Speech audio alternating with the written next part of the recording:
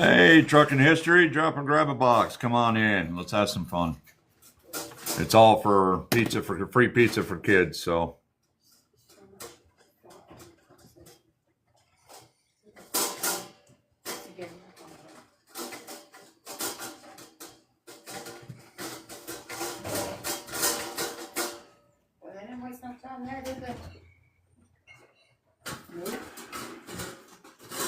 take your time.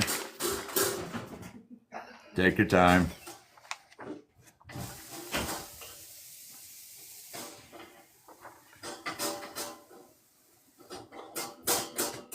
Get back and get you some water. Move.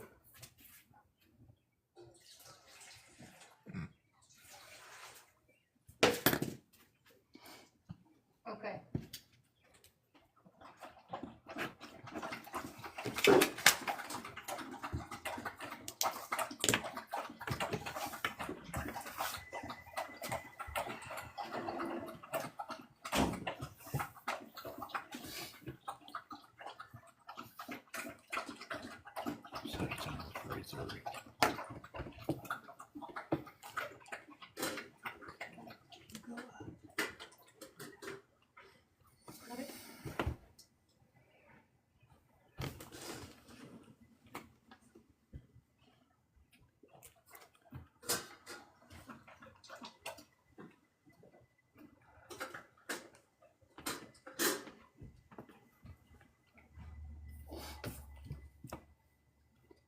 Hey, folks.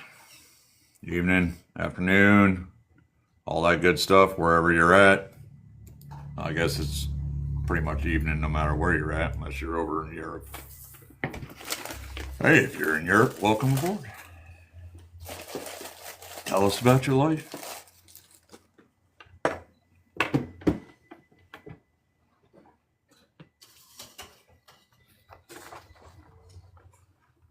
What's going on, Big Bird? Hey, man, if you want a box, just grab it. Hey, there she is. She's back. Sorry about that, hon. I forgot I ain't allowed to smoke on frickin' lives.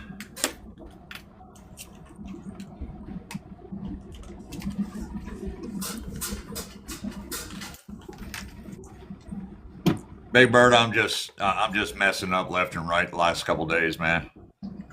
Clucking like a chicken. Hey.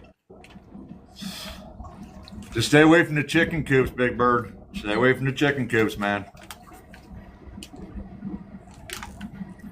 The only thing good about a chicken coop is when a chicken's running loose on the scale, extremely dangerous. Yeah, I'm telling you. I'm telling you, that's about the only time it's fun. When they're running loose on the scales, if they're extremely dangerous, then they're out there fucking with us on the roads. That's it. So I don't know. That's it. I don't know which one's better, them in the fucking chicken coop, or if they're out there fucking with us on the road. So which one is it? I think we all need to line up for like 8 miles and just run the scales. Just run right over the daggone things. Nobody stop. Blow those scales right out of the frickin' water. By the time 8 miles of trucks goes across them at 50 miles an hour, there ain't gonna be a scale left. Right.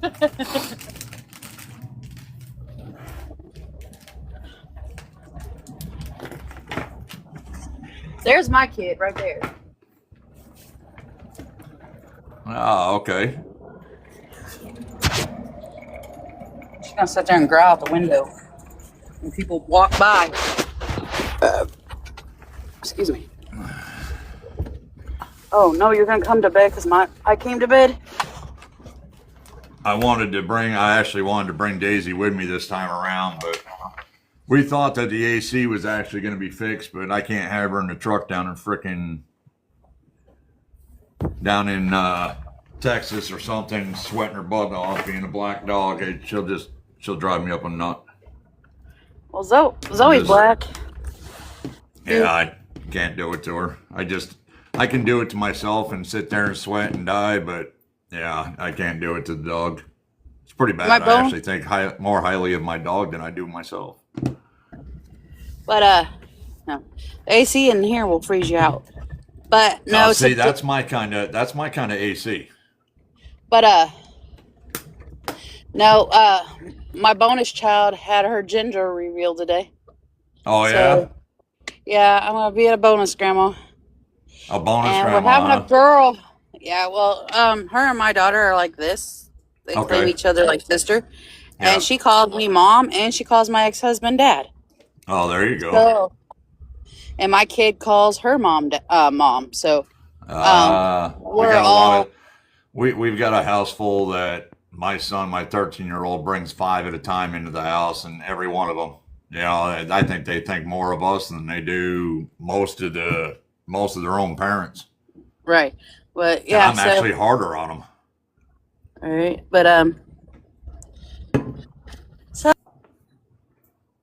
found out we're having a girl. Buy a couple of guns, you're gonna need them. Oh, uh-huh. Watch. I just took my we took our 17-year-old, what was it, 8 months? 8 months ago. Took her over to Cabela's, bought her a stun gun, bought her Yeah. some high impact mace, and this stuff is actually cool. The way they got it designed now, they actually got it designed now where if she ever triggers that mace, it sends out a beacon to 5 different individuals, which 4 of them are her parents, but it'll send out a beacon, her exact location, and that it's been triggered.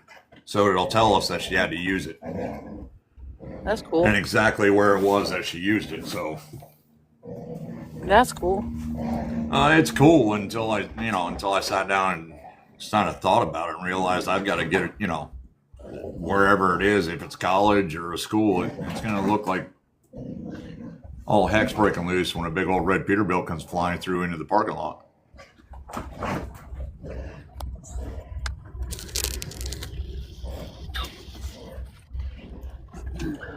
Big Bird, I hope he's whooping butt, man. Right?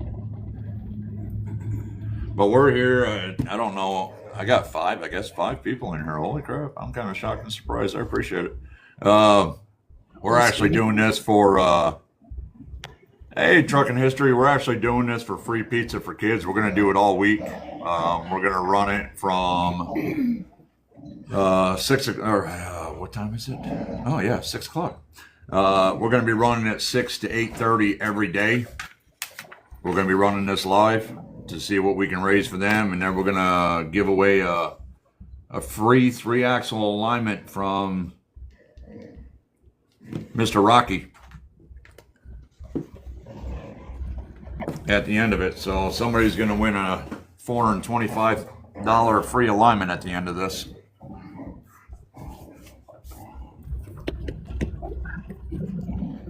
It's a great cause. Yeah, well, Right? I mean, think about it. With the roads the way they are, I think it's wonderful. Rocky's really stepping up. But this program that the guy's name is John. If you haven't, he's actually got a TikTok up.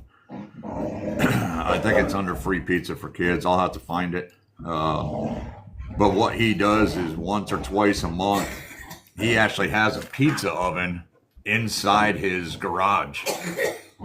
And him and one of his employees actually spends all day Sunday making anywhere between 50 and 100 pizzas and hands them out in the community over there to all the kids. Yeah, I was in that live that day that he was explaining that. Yeah, a phenomenal program. And he doesn't get nothing out of it. This is all out of pocket. So, for somebody like that to be able to do something like that, And it goes to the kids on top of it, or the homeless. Well, That's it's the just- kids that's- and the homeless and the vets and everybody that Yeah. struggles. He finds a way to make sure they have a pizza on Sunday. I mean, how cool is that? Right. Is he based And out all of straight out of his Kentucky? home.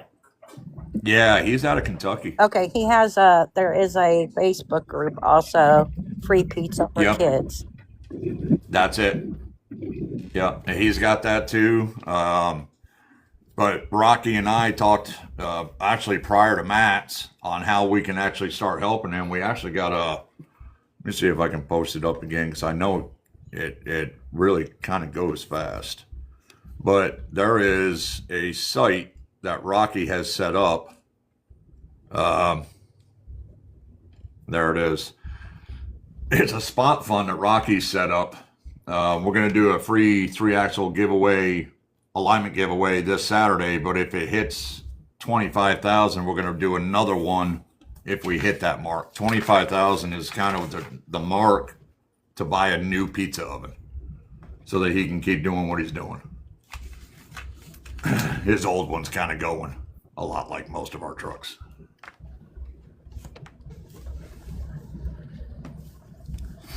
But it's very cool. I mean, how many people go out of their way to do something like this for absolutely no reason just to do it? I'm not a mod. I can't pin that. Oh, let's fix that. How about that?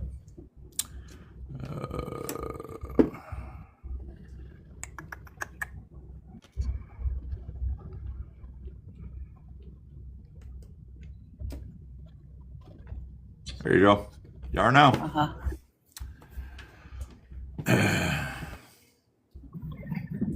But yeah, it's a very cool thing. But I figured we can talk trucking stories. We can have some fun. We ain't got to talk a whole lot of business. We don't need 1,800 debates going on today. We can just have a good time. You know what I mean? Thank you, Wild. Appreciate you. Hi, Wild Child. I'll have to go out and come back in for it to fucking activate it. I don't know why.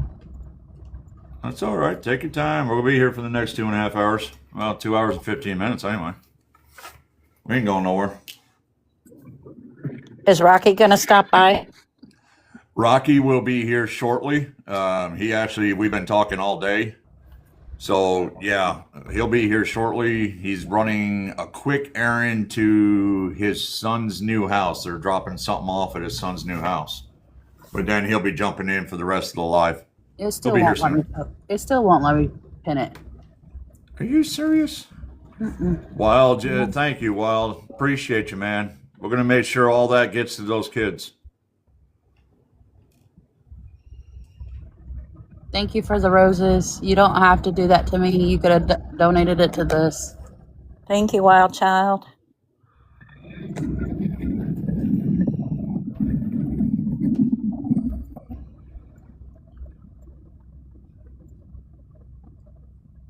I don't have a fan club, but thank you, buddy. You should be good. Hot ass. It's. I mean, it's there. I don't understand why it's not coming up. Big Bird. Hey, buddy, what's going on? Hey, not too bad, buddy. Not too bad. Hey, I'll jump up here and listen and all that, and throw in my PCQs or whatever, but still listen to the baseball game. Oh no, hey, listen, it's your grandson, man. I'm actually headed out to Ohio beginning of May to go to my boy or my grandson. The only one I've got right now, so I get to spoil him. I got 10. Yeah, I ain't there yet. Don't Anybody you else jinx a me mod on in that. here that can pin that message? I just reposted it. Let me see if I can. I don't know why it's not. It shows that I'm a mod. It just won't let me pin it. I don't know what that's about. I've got you on. I mean, I've got everything green lighted on you as a mod, so I don't understand why it's not letting you pin it. But I've got it between you and I. We'll just keep popping it, just throwing it up there as much as you can. That's fine.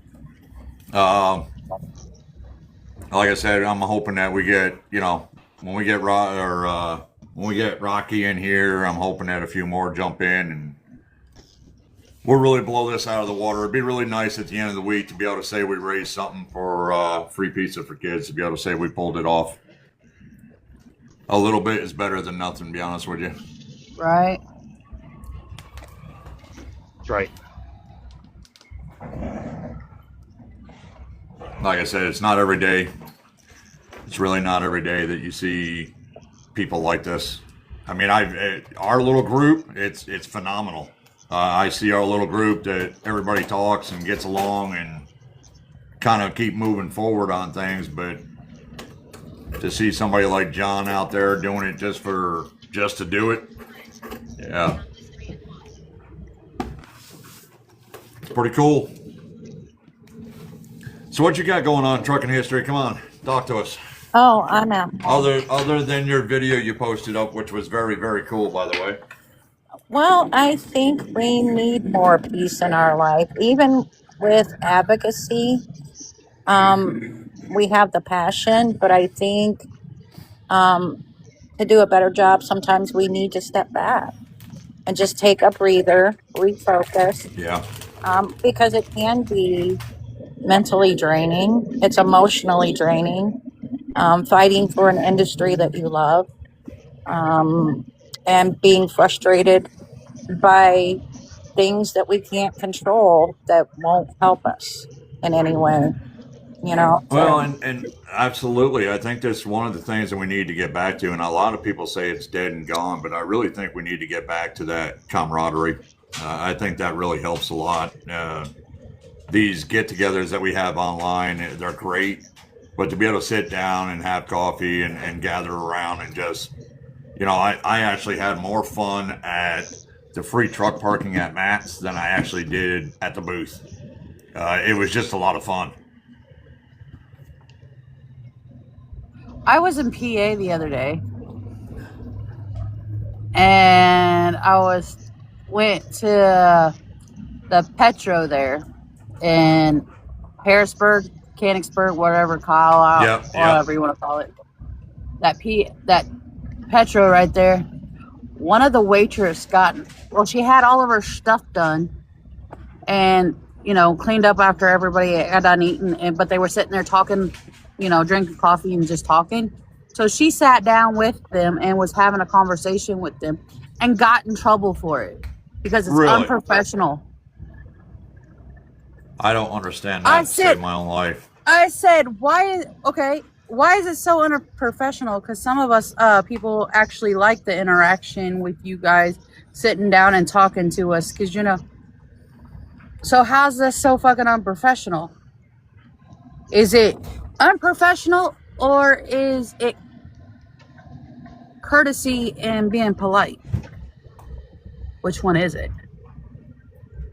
Well, I would think it was courtesy and polite, to be honest with you, but... Right, that's what I told her.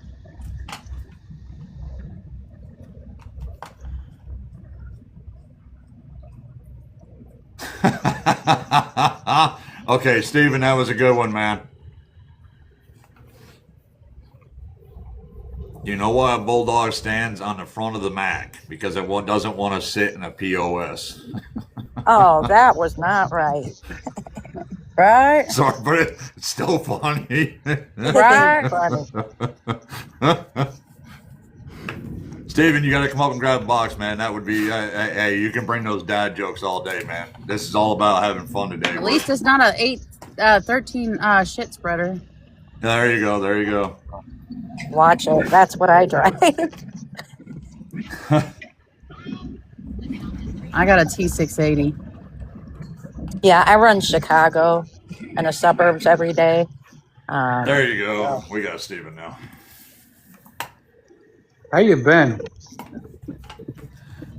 We've been doing good, man. All right, good. I'm an Just ex-truck driver. I quit trucking because of ELD.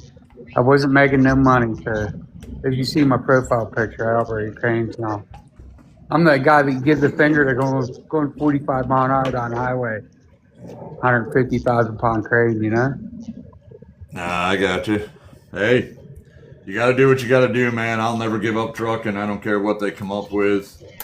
I'll still be driving an old Peterbilt up and down the road until I'm too old to be able to see out of dash. It's still kind of trucking, Yeah, it's kind of trucking. Hey, at least you're still out on the road. Some of the cranes got 13 speeds or 18 speeds. There you go. I mean, they may have a big engine, but they're so damn heavy, they're slow. Hey, there ain't nothing wrong with it. Shoot, we got one with a 6NZ. It's 600 plus horsepower, but man, it's slow. It is what it is. I know. Yeah, those cranes get in my dang way all the time. That's me. No, I'll throw you a wave the next time. Next time I pass you on the side road, holding up the left lane and the shoulder. This time you can wave with all 5 fingers, not one. I'll tell you what, I have never flipped off a crane. I know those things are beasts and they don't go very fast. On a And serious, I give you guys a wide berth. I'm literally in the other lane on the shoulder to give you enough room. on a serious note, if you ever look, them two front axles both steer, right? And you're going around the bend on a bridge, and one of them axles will grab the road and the other one won't, and it will throw you on a shoulder or throw you in another lane. It's like, holy shit, I'm trying to keep you straight, man. Hey, God bless you, man. Running those cranes ain't a joke. You're still, as far as I'm concerned, you're still trucking. You're just doing a different, slower pace one. It's where the money is, my friend. Well, I'll tell you what, I was just telling, how to say, listen, I don't make bad money where I am. I still do well. Even when I was running owner-operator on my own, under my own authority, I never did bad. I hit a point in life where I had to make a decision, an engine or a house, and I chose a house. So I had to start all over again. I make about $3,500 a week operating a crane. Oh, I know they make good money. I know they make really good money. You got to figure, I didn't make that owner-operator. After I paid everything, I did not make that. You weren't making 35 a week? Not after I paid everything, nope. You figure the repairs on a truck that, I bought a trailer payment. Then the fuel would hit the freaking ceiling. You would think you're getting ahead, and next thing you know, your motor's got too much blow by, you got to do something about it. Your rear end's starting to make noise. You look on, your gauges are heating up. You're like, son of a sequel. Yeah. I gotta get this fixed. And it never happens in a good spot. Like, it never happens at home. It happens when you're... No, it happens in the middle of the desert, in the middle of nowhere with no signal. Yeah, you get the idea. So... Oh, yeah. Far too You're low. at somebody's mercy that's going to just take advantage of you. Right. It's what it is, man. Either way. So how's it going? Where you from? Oh, dude, I'm in KC right now. If you want to know where I'm from, let's see. I've lived in 7 different states, and I still don't call them home. The only thing I call home is the open road. So even I've been telling my wife that for years. I'm not, I'm just a rambling man. I come by, when I hit the road this time, I'll be back in May. I'll be back the beginning of May. Does anybody remember the Cadillac Man would get on a CD radio? Oh, yeah. Yep, and Papa Smurf. Yeah, I remember that. He was another one. Yeah, oh my God, I was telling a youngster the other day about... My dad was Mr. Fix-It. Well, the Cadillac Man would bring the taxes into Mexico. Are you serious? Yeah, my dad's Mr. Fix-It. Oh, wow. Are we showing our age by saying it? We had legends. I mean, the legends that we had growing up and following behind, phenomenal people. That's my daddy right there. Okay. Yeah, I know that face. $5, 2 shots tequila, or no, $5, 2 shots. Yeah, 2 shots of tequila and a 6-pack of Corona. Get you a round trip to Mexico. Yeah. Oh, heck, do you remember the dinners? Oh. You pull in, and for under $10, you couldn't finish your freaking platter of food. There was too much of it. I look like my daddy. And it was real food. You do look like your daddy.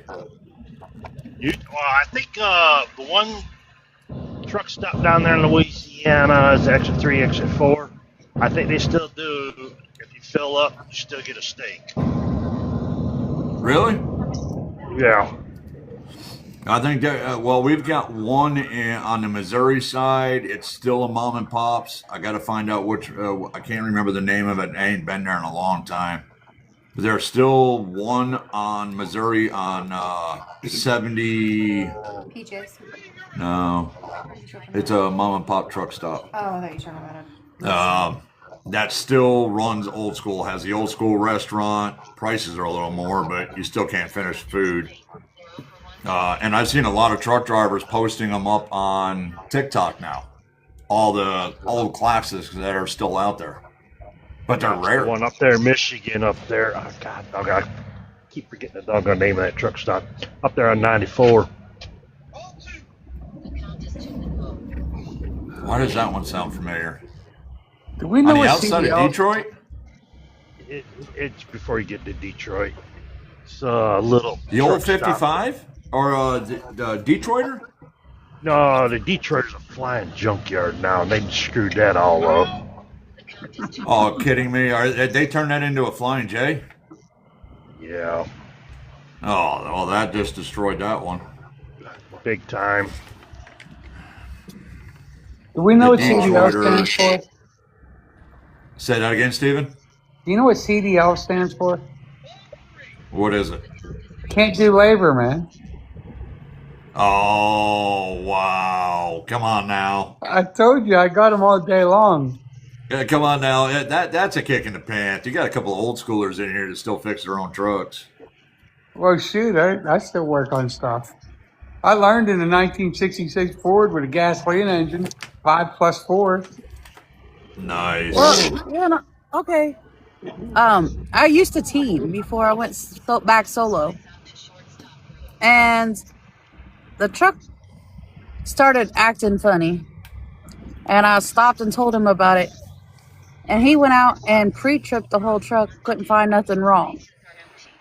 He's like, okay, just keep on going. Well, the truck decided to die in the middle of the turnpike, but we were right there at that booth where you could pull off, and because the booth was closed. Right. And it flung the belt off. And I was like, well, there went the water pump. He's like, no, just the belt just came loose. The belt just came loose. Well, Did Grayson get on base? he's like, it can't be the water pump. The water pump was just fixed a couple years ago. Right. Like, okay, yeah, so I said, but the belt shouldn't have came off if it wasn't the water pump. And needless to say, he turned around. He's like, well, let's just put this belt back on and just get down the road. Right. Okay. Well, he ended up having to call and have somebody come and fix it. Guess what? It was the damn water pump. And then he turned around and told the girl he was with, she was like, I can't believe she was right.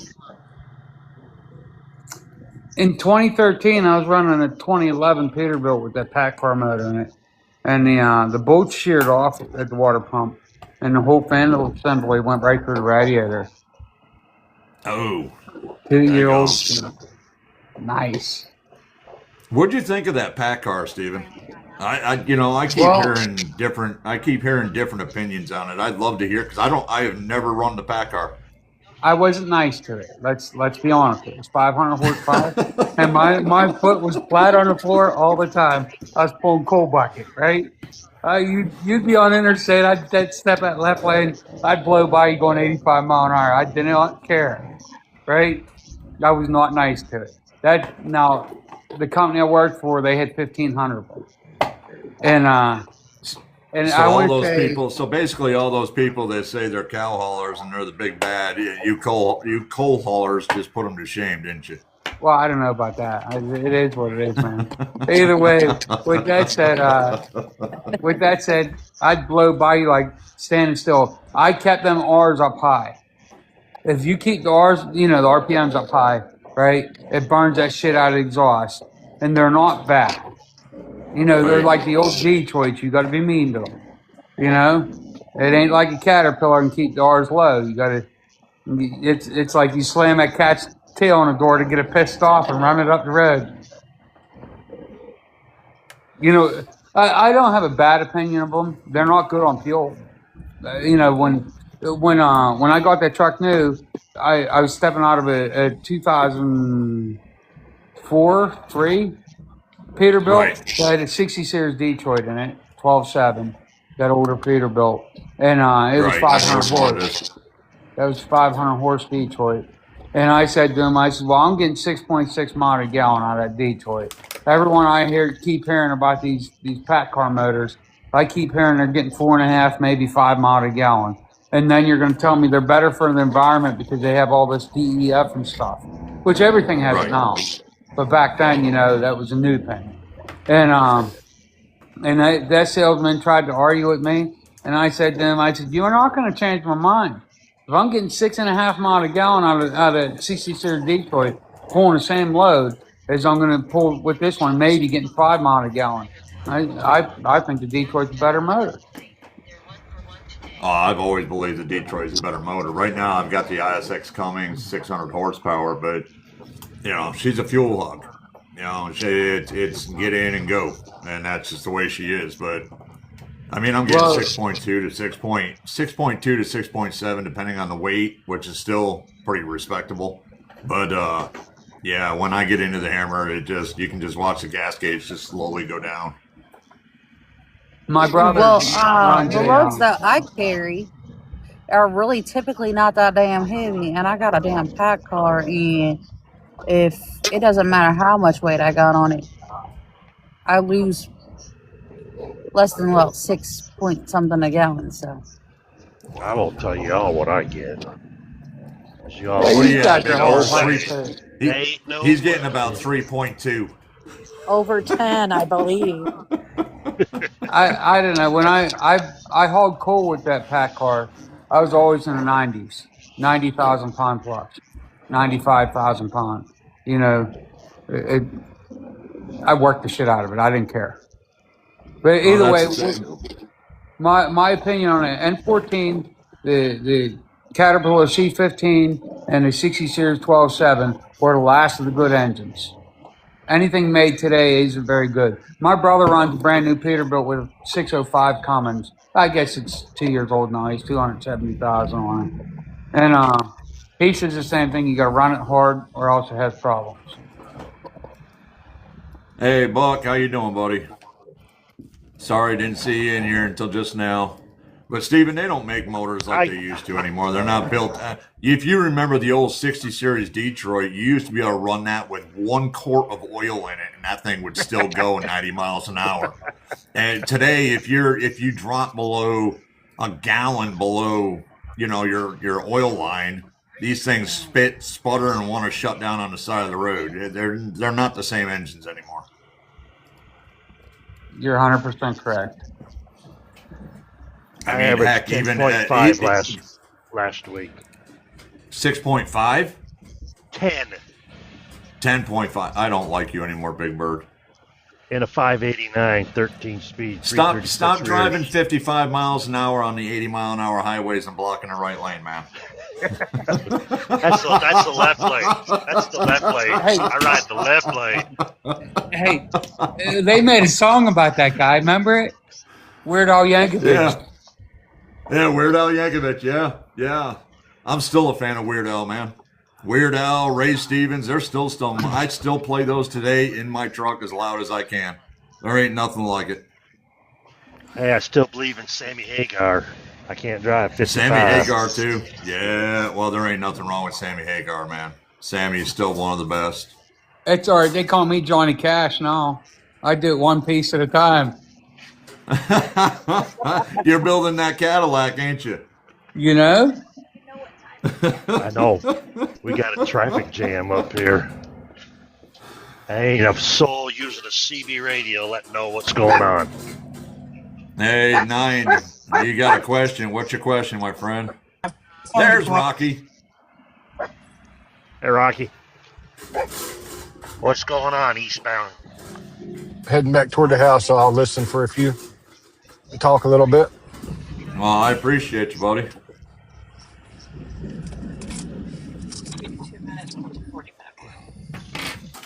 What's going on, Big Bird?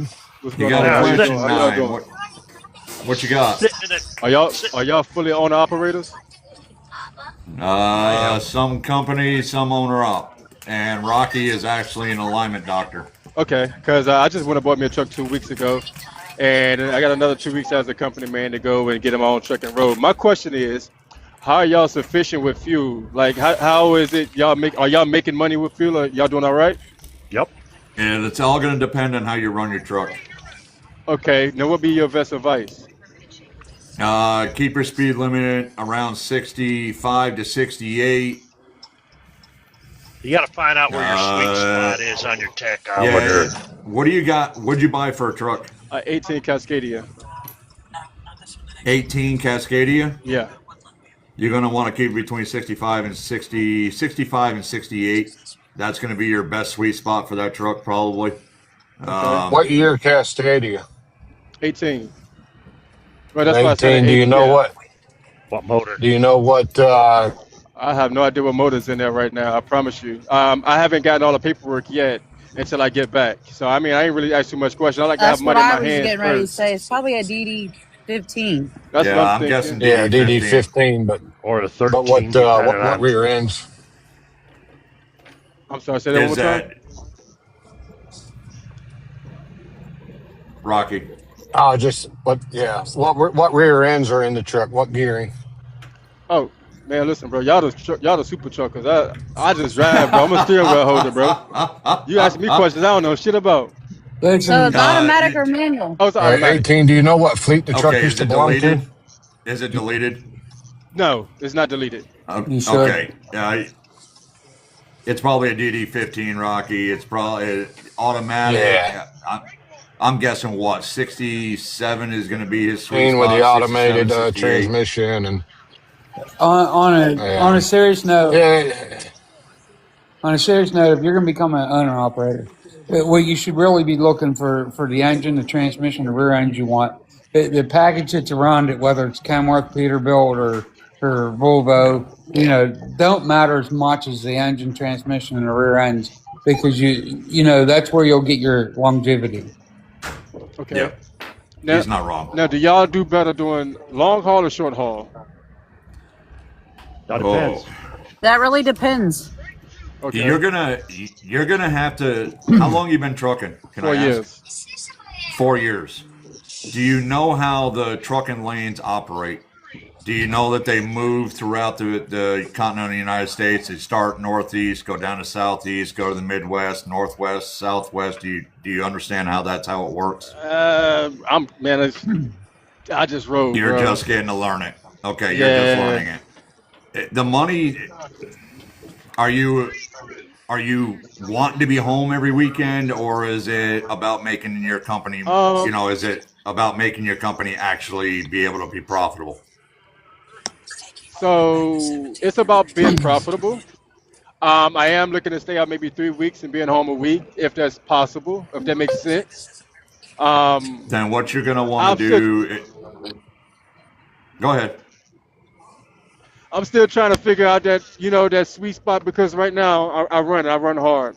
You know what I mean? I'm And out 4 weeks. where's home base? That's a crazy question. Florida, South Florida's Florida. your oh home base. yeah, you're South gonna have Florida's your home Yeah. Florida. base. South Florida. Yeah, Um, you're gonna want to go out and stay out 2-3 weeks and come home, and because it's so hard getting out of Florida. I'm in Florida too, and 32 Okay. years in this crap, and the only thing moving out of here was cars. With general freight, it's tough getting out of here. Usually, you may want to Yeah. hop something out of South Florida, maybe to Middle Georgia, and then get your load out of Georgia to get you back going, yeah, starting your 3 weeks. But don't be you're afraid to gonna. take something. Like a lot of people will just not run something out of Florida.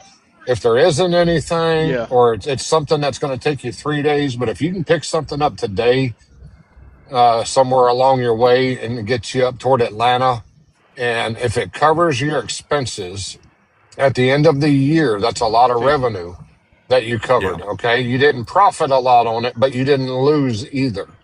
So, it'll, cover the Right. fuel Makes but you sense. want to be able to, pick it up today and drop it tomorrow.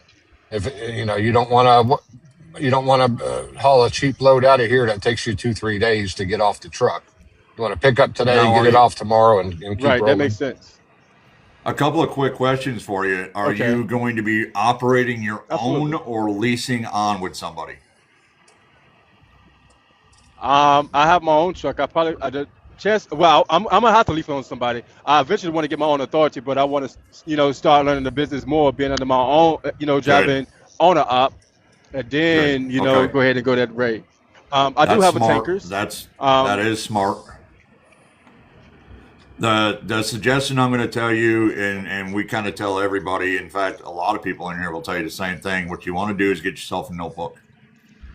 That notebook, what you're going to do is watch your lanes.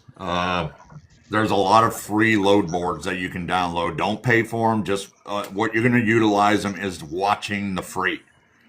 Over the next year, 2 years, you're going to start seeing how the freight moves, how the money moves in the freight market. It'll be, right. I'm not sure where the hot spot is right now, but you'll see it. It'll get really hot in the Northeast, and then it'll get really hot in the Southeast, and then all of a sudden, both of those will die, but it'll get really hot in the Midwest, and then it'll move to the Northwest, Right. and then the Southwest.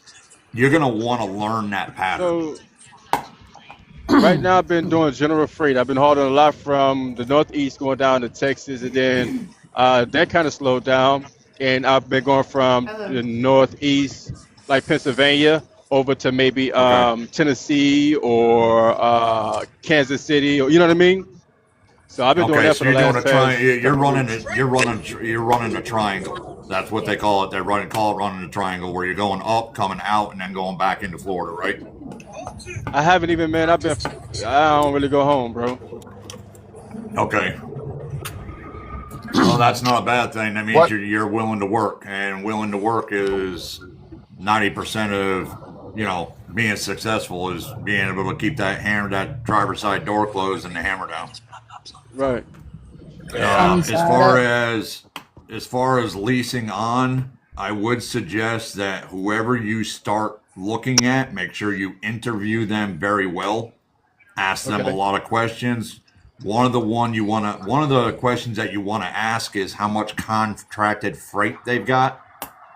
Do they operate mostly on their own contracted freight? Do they operate mostly on the load boards? Contracted freight, if they've got their own contracted freight, what you're going to see is you're going to see that company be able to supply you with a fuel surcharge, versus if they operate solely off of load boards, they're basically the fuel surcharge is included, so you'll never know what you're really getting Okay. unless you know your own cost per mile, and that's something you need to look at too.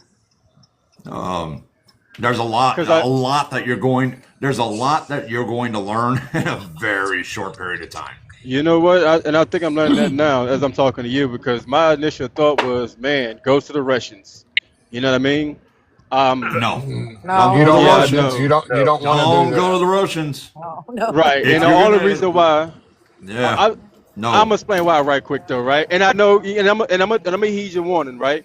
The only reason why is because the log is flexible, and I can make a little bit more money. That's the only reason why. But I Let realize I me. probably Buddy, get dicked at and the end. Do you until realize the they Get you get in risk you're caught. trouble. taking? It will Until get they you get in caught, because trouble. once they get caught, and once the FMCSA cracks the whip, and it will be coming. Once they get caught and the whip gets cracked, you, along with every other owner operator that has signed on board with those kind of companies, are going to get Okay. shut down and put out of service. Okay. And your CDL taken away. Yeah, you're Okay. most likely going to lose your CDL. You're going to lose Happen. everything. And there are tag readers all over the country now, Yeah. and they pick up your license plate. They have a picture of it captured, and it's time stamped. And if somebody runs up under your trailer and gets unalived, guess who is not going to see anything they've worked for running illegal like that ever Of again? course. Right? It'll be you.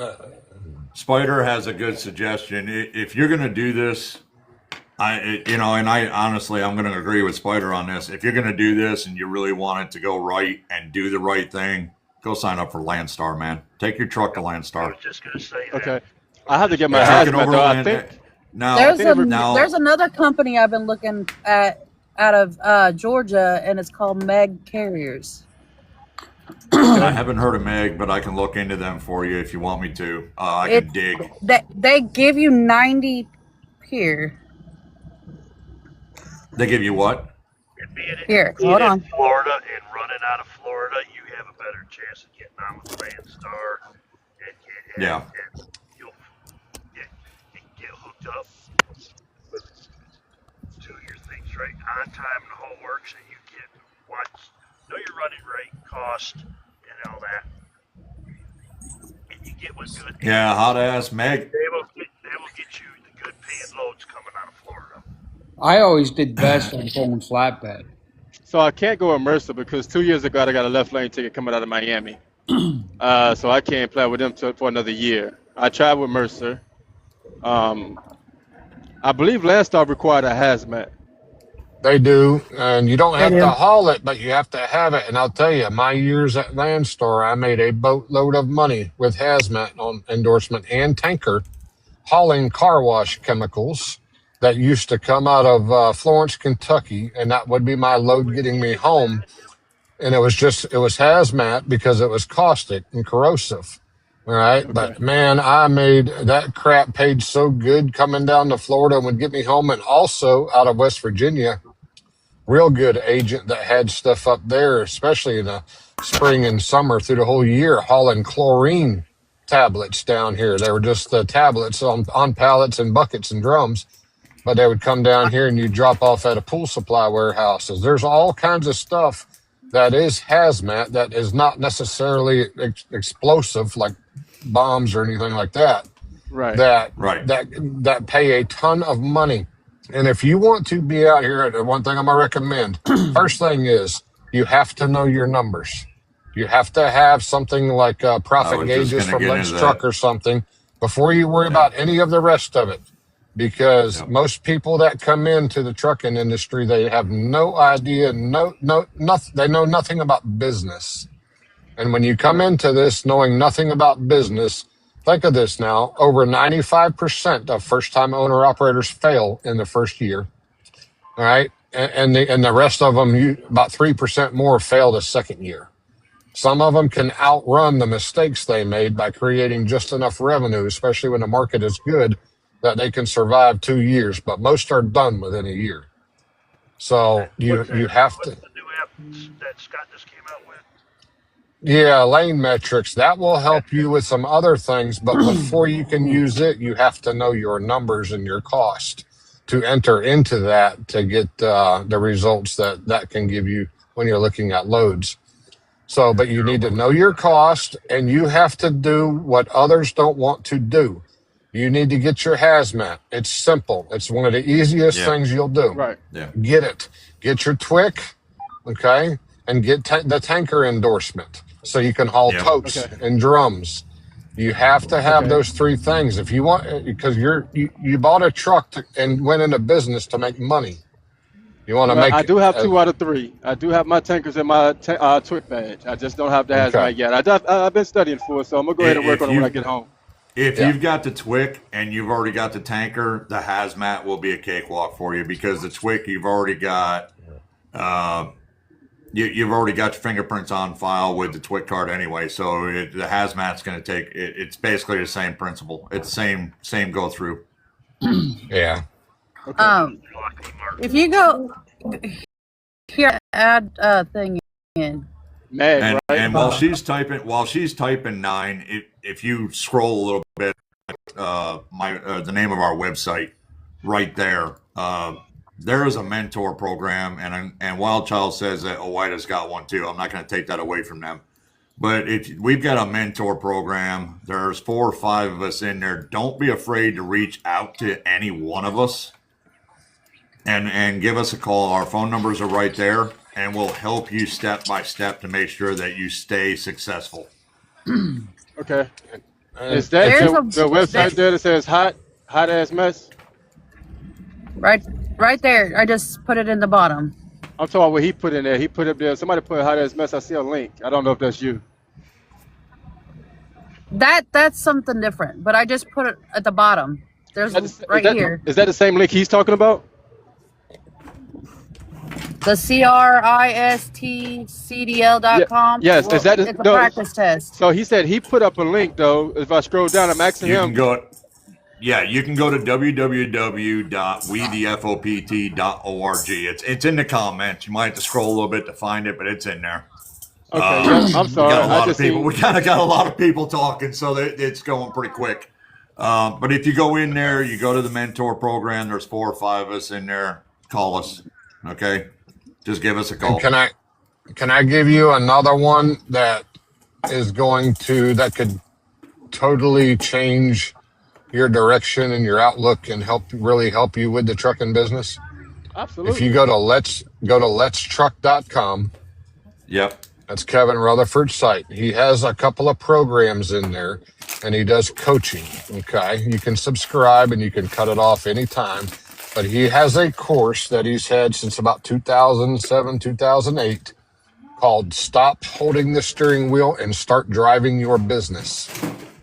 Yep. If I could recommend one single thing to you, I would recommend that you do that before you even sign on with a carrier, and I would do that tomorrow.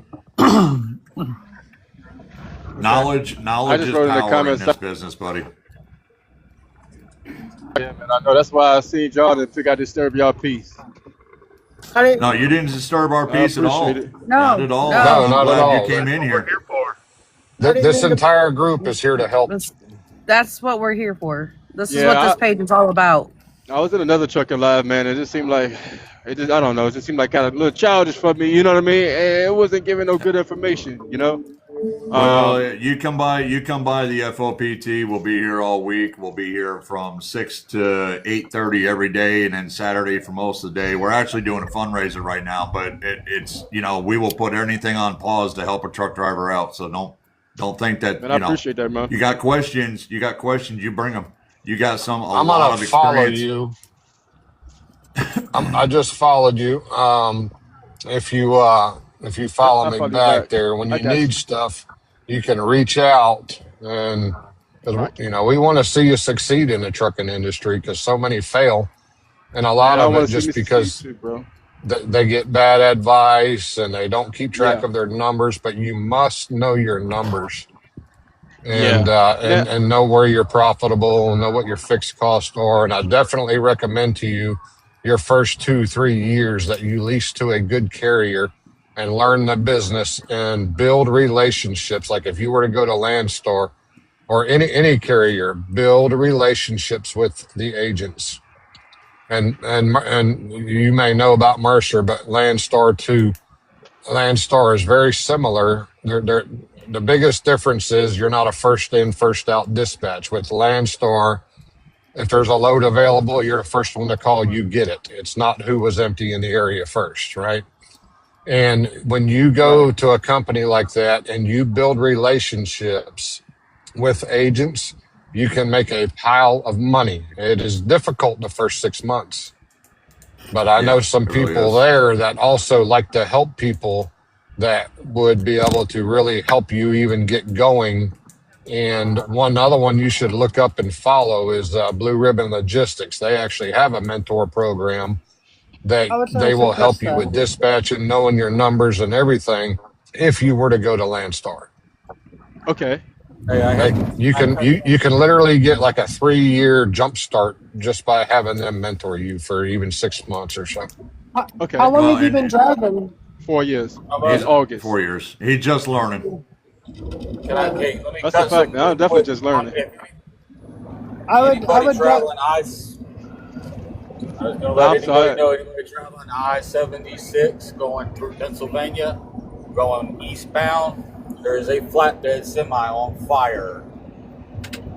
Well, Shut down. prayers out to that guy. Yeah. He looked like an owner-op truck.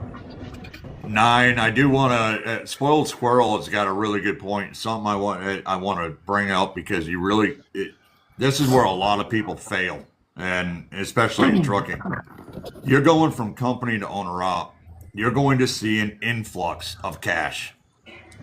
You need to do not allow that to change your style of living. Do not automatically think, okay, I've got 2 extra thousand every week. I can go on a spending spree with new pickups and new this and new that and the whole 9 yards. You got to keep your living simple for at least the next 2-3 years. You have to keep it simple. If you start utilizing that money, like because, and this is where a lot of people fail. People start seeing a massive influx in their cash. They up their living standards and their living lifestyles. And before you know it, something happens, and all that money that you should have had set aside that you've been, spent going on shopping sprees with, it's gone. Right, I agree with you. So I live poor, right? Meaning I live way. I don't hang out. I don't shop. Right. I have a 2004 Nissan Sentra. I do have Stay property. living. Of course. Stay living that way. Stay living. That's the only advice I want you, because really you're going to see an influx. Of course. So, and if you're not smart with that money, and absolutely, if you don't have your account set up the proper way, and you should have several. You should have an account set up for the IRS. You should have an account set up for your maintenance fund.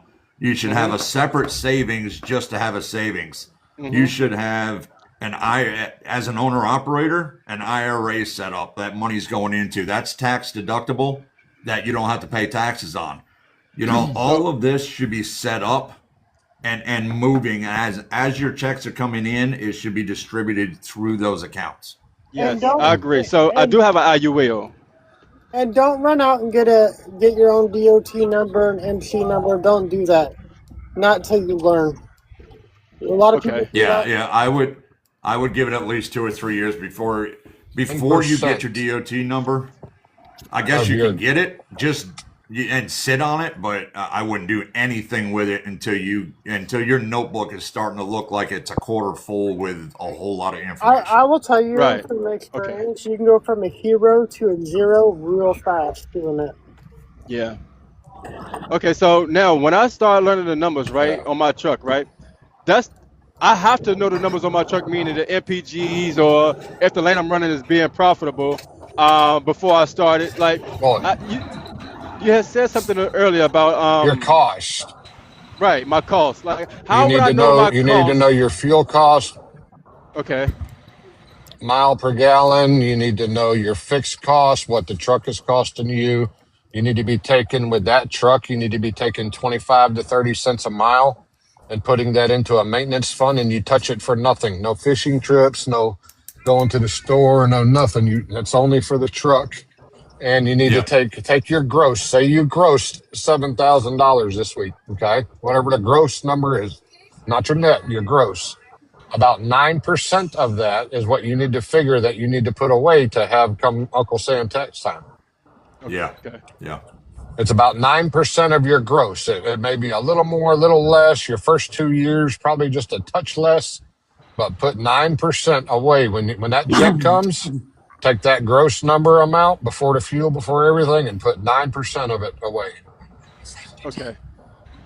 Now, I want the questions to keep going, but we're going to take and do this real quick. Listen, well, everybody that's here, this is actually, we're doing for the next week, all week long, right up until Saturday. We're doing a fundraiser.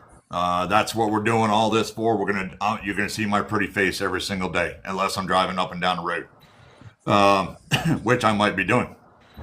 But we're doing a fundraiser. It's for free pizza for kids. Okay, this organization, this individual. It's not even an organization, really. It's an individual.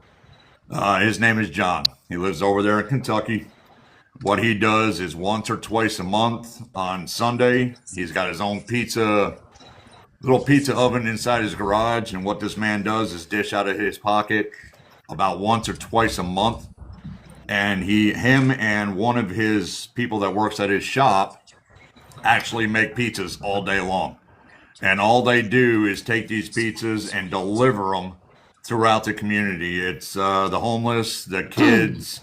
It just goes out to the entire community. This is straight out of his pocket. He expects nothing for any of this.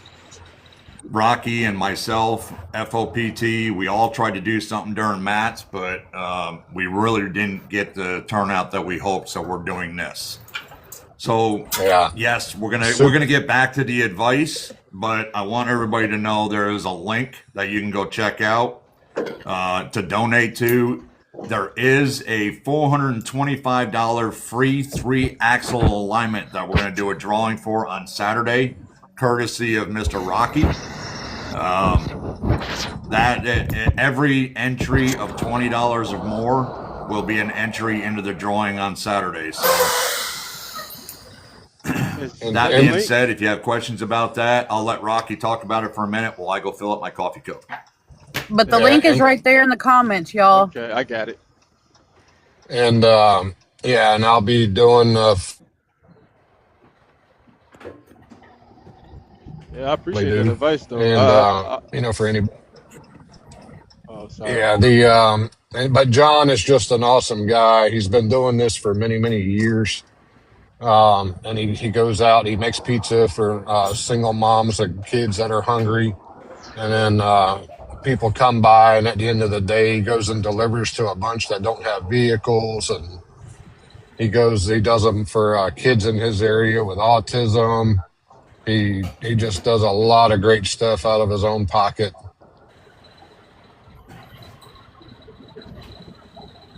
And went down, so he's been making different meals here lately. The old thing and 70-year-old Baker's Pride pizza oven, and trying to get him back up and going, because here lately he's just been making different meals and giving those out and all with his pizza oven down. And we just want to help him get back up and going and doing that up there. But he's on TikTok too, and on the FB. Free pizza for kids on that one, and on here it's John Dechant 87, DECHANT 87, and he's an alignment guy up in Kentucky that works at a shop up there and all, and he's been doing alignment work and stuff since the mid 80s. Just a super great guy, and he's been doing this for years. So trying to help him raise a little bit of money so we can hopefully get him a better, a newer pizza oven anyway to put in his garage and get him back doing what he likes to do. We have the link that we just got that you see in the posting. We also, Mr. Rocky is going to collect through his Cash App as well as Venmo. Rocky does a lot of donation work for this cause. So we're going to put everything kind of in Rocky's hands. In the memo section, just put your name and phone number so we can put you on a ticket to get your drawing. If you donate through Cash App or Venmo, please put your first initial, last name, and a phone number. And we will be doing a live drawing on Saturday at around 7 p.m. Central. And winner will get a three-axle alignment from Mr. Rocky. BH wants to know how much a new oven would to fix the oven. A new one that me and him were talking there at the truck show. A new one in the size he's looking for that he can do at least 6 pizzas at a time. He's found some for $16,000 to $18,000. And he is looking for some maybe a little older used ones, but we don't want him to be in the same thing in a couple of years where that one's down and, going through it. The one that he has, he's trying to repair the inside, put all new metal and stuff in it. But most of the time, he'd like to be able to do 200 pizzas a day. So if he can get that one going, that'll be his backup. And the newer one be his main oven. Right now, he's been able to do about 130, 140 pizzas a day. And if he can get the other one repaired and have another main one, he'd get up to 200 a day that he can do and give out to kids. And if you're looking for the QR code, if anybody needs the QR code, because that's the one thing I can't do anything about. If you're looking for a QR code, go to the FOPT's homepage or my personal page, go over to the Northman. There are 2 videos right now that are rolling that actually have the QR code right on it. So you can actually pause it and take a snapshot of the QR code right on your phone. Yeah, you can do that, or you can go to Spot Fund and just search free pizza for kids. And you can find it on there also. We got the link up. Hot Ass has been kind of putting the link up on a regular basis, so it's always there. So the link's right there, guys. All you got to do is kind of click on that. It'll take you right over. Just No, so that you're you Somebody know. can do. You a message. Hey, Matt, just so that you know, Yeah. when we click on it in the comments, it just offers us to send Hot Ass a message. All you have to do, okay, but if you click on it and hit copy, Oh yeah. it should be able to. You should be able to do As it. soon as I click on it, it just it doesn't offer me to hit copy, but that's okay. If Rocky wants to just Rocky, you know how to get in touch with me. Just send me your Here, cash hold app. on. Hold on. Screenshot it first. I'll send it to you. Hold on, dear. You have to screenshot it first, and then go to your photos, and then you can copy from there. Yeah. Anybody who's it just send me a personal message. I just sent it to her. I just sent her a message in her DMs. Okay, See if thank you you. can't get to it. I'm gonna message Rocky, or Rocky, I'm gonna give you a call tomorrow. Yeah. I'm gonna talk to my buddy Roger. He owns a Chicago Pizza on the West Coast. He actually has a food trailer too now. Yeah. And I believe he still has a pizza oven that I could probably get off of him. If I can, I'm not in Florida, so you would have to figure out a way to pick it up. Yeah. Well, wait a minute, guys. I'll be down in Florida for the 75 Chrome Shop show. That's the 24th and the 25th. I'm headed to Illinois and then South Dakota from there. So, Where is it in Florida? That's right home. owns. Let me just shoot this out. TikTok, this is a freaking pen, not a cigarette. So can we just not consuming substances? Nobody else is here is smoking or drinking. This is a freaking pen. I know. I'm so used to TikTok saying that to me. I thought it was going towards me. I'm like, I'm not even. No. I'm not even cammed up. I put the pen up. I put the pen up on my face. It's got a white tip. See, it's a pen. It's a pen. It's a pen. Good Lord. Good gracious, have and mercy. hey, Rocky, when I make my donation, please do not put me in the drawing for the alignment. So I don't have to pay for my alignment. Yeah, me too. So whatever donation I make is just a straight donation. You don't need to put me in that. Give it to somebody else. If you're gonna, anybody who's doing just a straight donation, go to the link that we've been kind of putting up. If you guys can, I don't know. I know it's a pain in the rear end. I'm sorry, but I will send you guys links. If you guys send me a message, I will send you a link or maybe a link a different way. I don't have any idea, but you can copy and paste through a message. I'll send you it that way, and we won't. Anybody who does it through the link doesn't have to, that's just you donating. Anybody who wants to enter the drawing or the raffle for the 3-axle alignment can go through the Venmo or the Cash App. Gotcha. Okay, since I already copied this, and if you guys comment down in the bottom and you guys want it, I will sit there and DM it to you. And then there you go. Thank you very much. I appreciate you for that. But now that we've got that, let's and I'll stop every 20, 30 minutes, do a quick reminder, but what's everybody else up to? Come on. We had some good conversation going. I didn't mean to lose anybody. 9, if you got some more questions, man, we're right here, buddy. I appreciate everything, bro. I really do.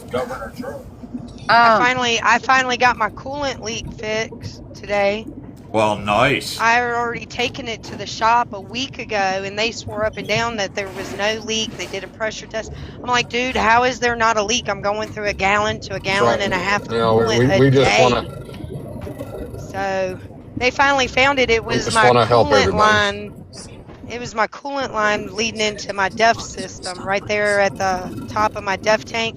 The metal connector had a crack in the top, so they got the part they got the part and they got it fixed. So now, come on, Jack, in the truck. Got that done. I got to hit the road at 3:00 in the morning. I found a hot load, $6.93 a mile, going to Houston. Nice. So I'll be down in Fort Worth on Thursday. On Thursday, I'm headed to Fort Worth now. I wake up tomorrow. I'll be in Houston. I need to be picking up a load by Thursday to get another load in for the week. Rocky, No, we you were said going to hot say load. something, brother. I'm sorry. 9, if you I didn't ever hear have her questions, talking there until I might have been in a bad area. But I was just 9, telling if you him have any, that we're here to help people. Anytime you see Absolutely. us, got questions, ask. Absolutely. Yep, absolutely. Hey, and Matt, I always support you. Whatever you got going on, you need It's some help. appreciated. Always let me know. The Federation we designed, we had somebody, Memes, I don't know who Memes is. You want to know what the new standard is? The new standard is the Federation. Federation took the atypical trucking organization, turned it upside down, stood it on its head, and said, nope, we're not doing this no more. So we developed a organization that's all about the truck drivers. Strictly, that's all it's about. Support, education, real towing the line.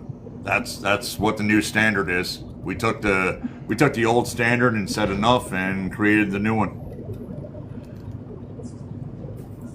but That's 9, why you see so many people in here. Yes. 9, there is no dumb questions.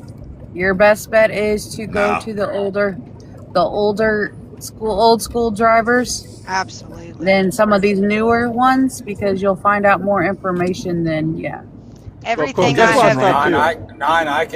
I can vouch for Rocky and all them, Sarah. Oh, absolutely, I can too. Absolutely. They've helped me. I'm currently driving because I was having a hard time with insurance because my license was due. I went through a whole spill, man, and I bought trucks, the whole 9. I listened to them, take their advice, and run with it, man. I'm telling you, it'll help you in the long run. Right now, 9 between Big Bird, Florida, Trucking, Hot Ass, Rocky, Little Red, and myself. I'm going to guess we're pretty close to somewhere around 175 years right now that you have experience. You might even be selling that a little short. I mean, you've got about 175 years worth of experience, OTR experience, and mechanical, all in here right now to ask questions. Yeah, everything I have learned in trucking. You guys too. Go ahead. Kurt, I got a message from Kurt. Broke up, Rocky. Yeah, you're breaking up, putting Rocky. his apps in for. Am I breaking up? Yeah. Hey, how about now? Not better. Okay. I'll wait a second and I'll tell you guys. I'll give you the update and to get a better service. Hey, 9, I can tell you that absolutely everything I have learned in trucking, I have learned from old heads because they're the ones that know it, that have lived it, have experienced it through trial and error. And that's the way that they learned it, was not just through trial and error, but from listening to the old heads when they were young. And you learn a lot faster. I mean, still, depending on who you talk to, I mean, everybody in this panel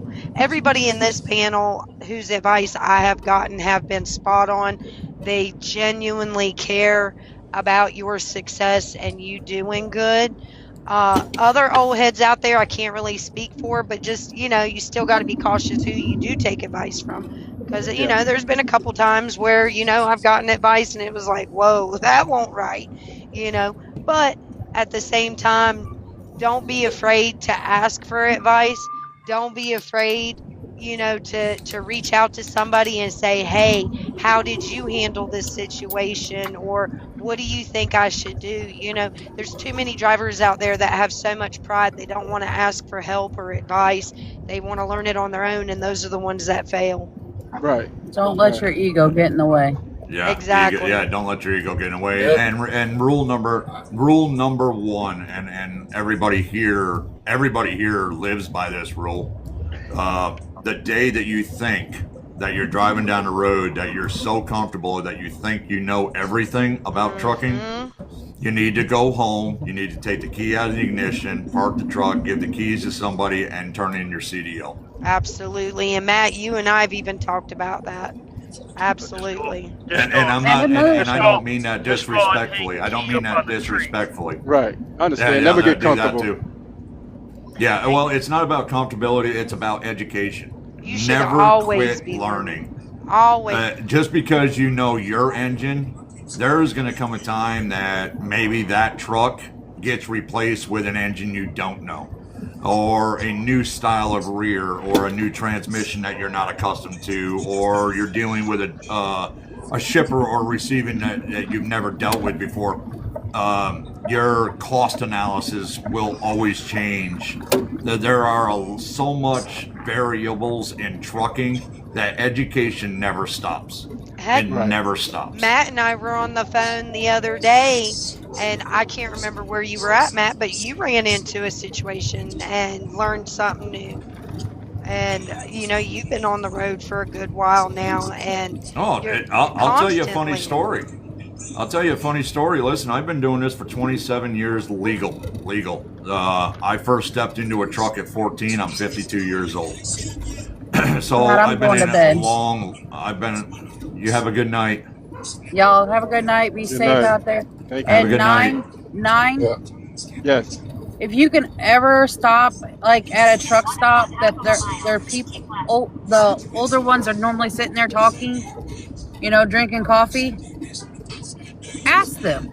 I don't see that. Ask them their experience. Ask them their experience. Hey, that's how make a conversation. That's how Matt and I met. We crossed paths at an IHOP and went inside and met each other for the first time and drank coffee and talked about our beliefs and everything that in regards all to the the old trucking. school ways. Yeah, and part of that is just like you just said, Hot Ass.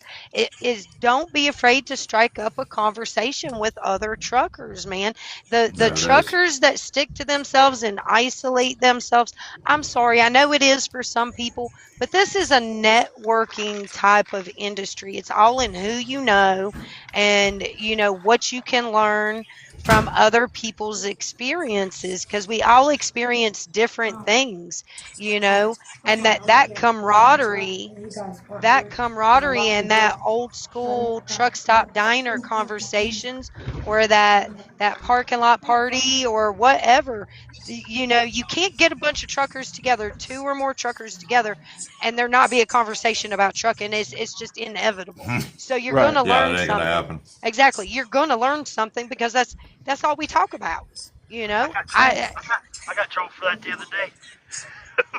with Sam. I didn't even know it. Big Bird. What happened, Big Bird? He got into that situation where they're just talking trucking.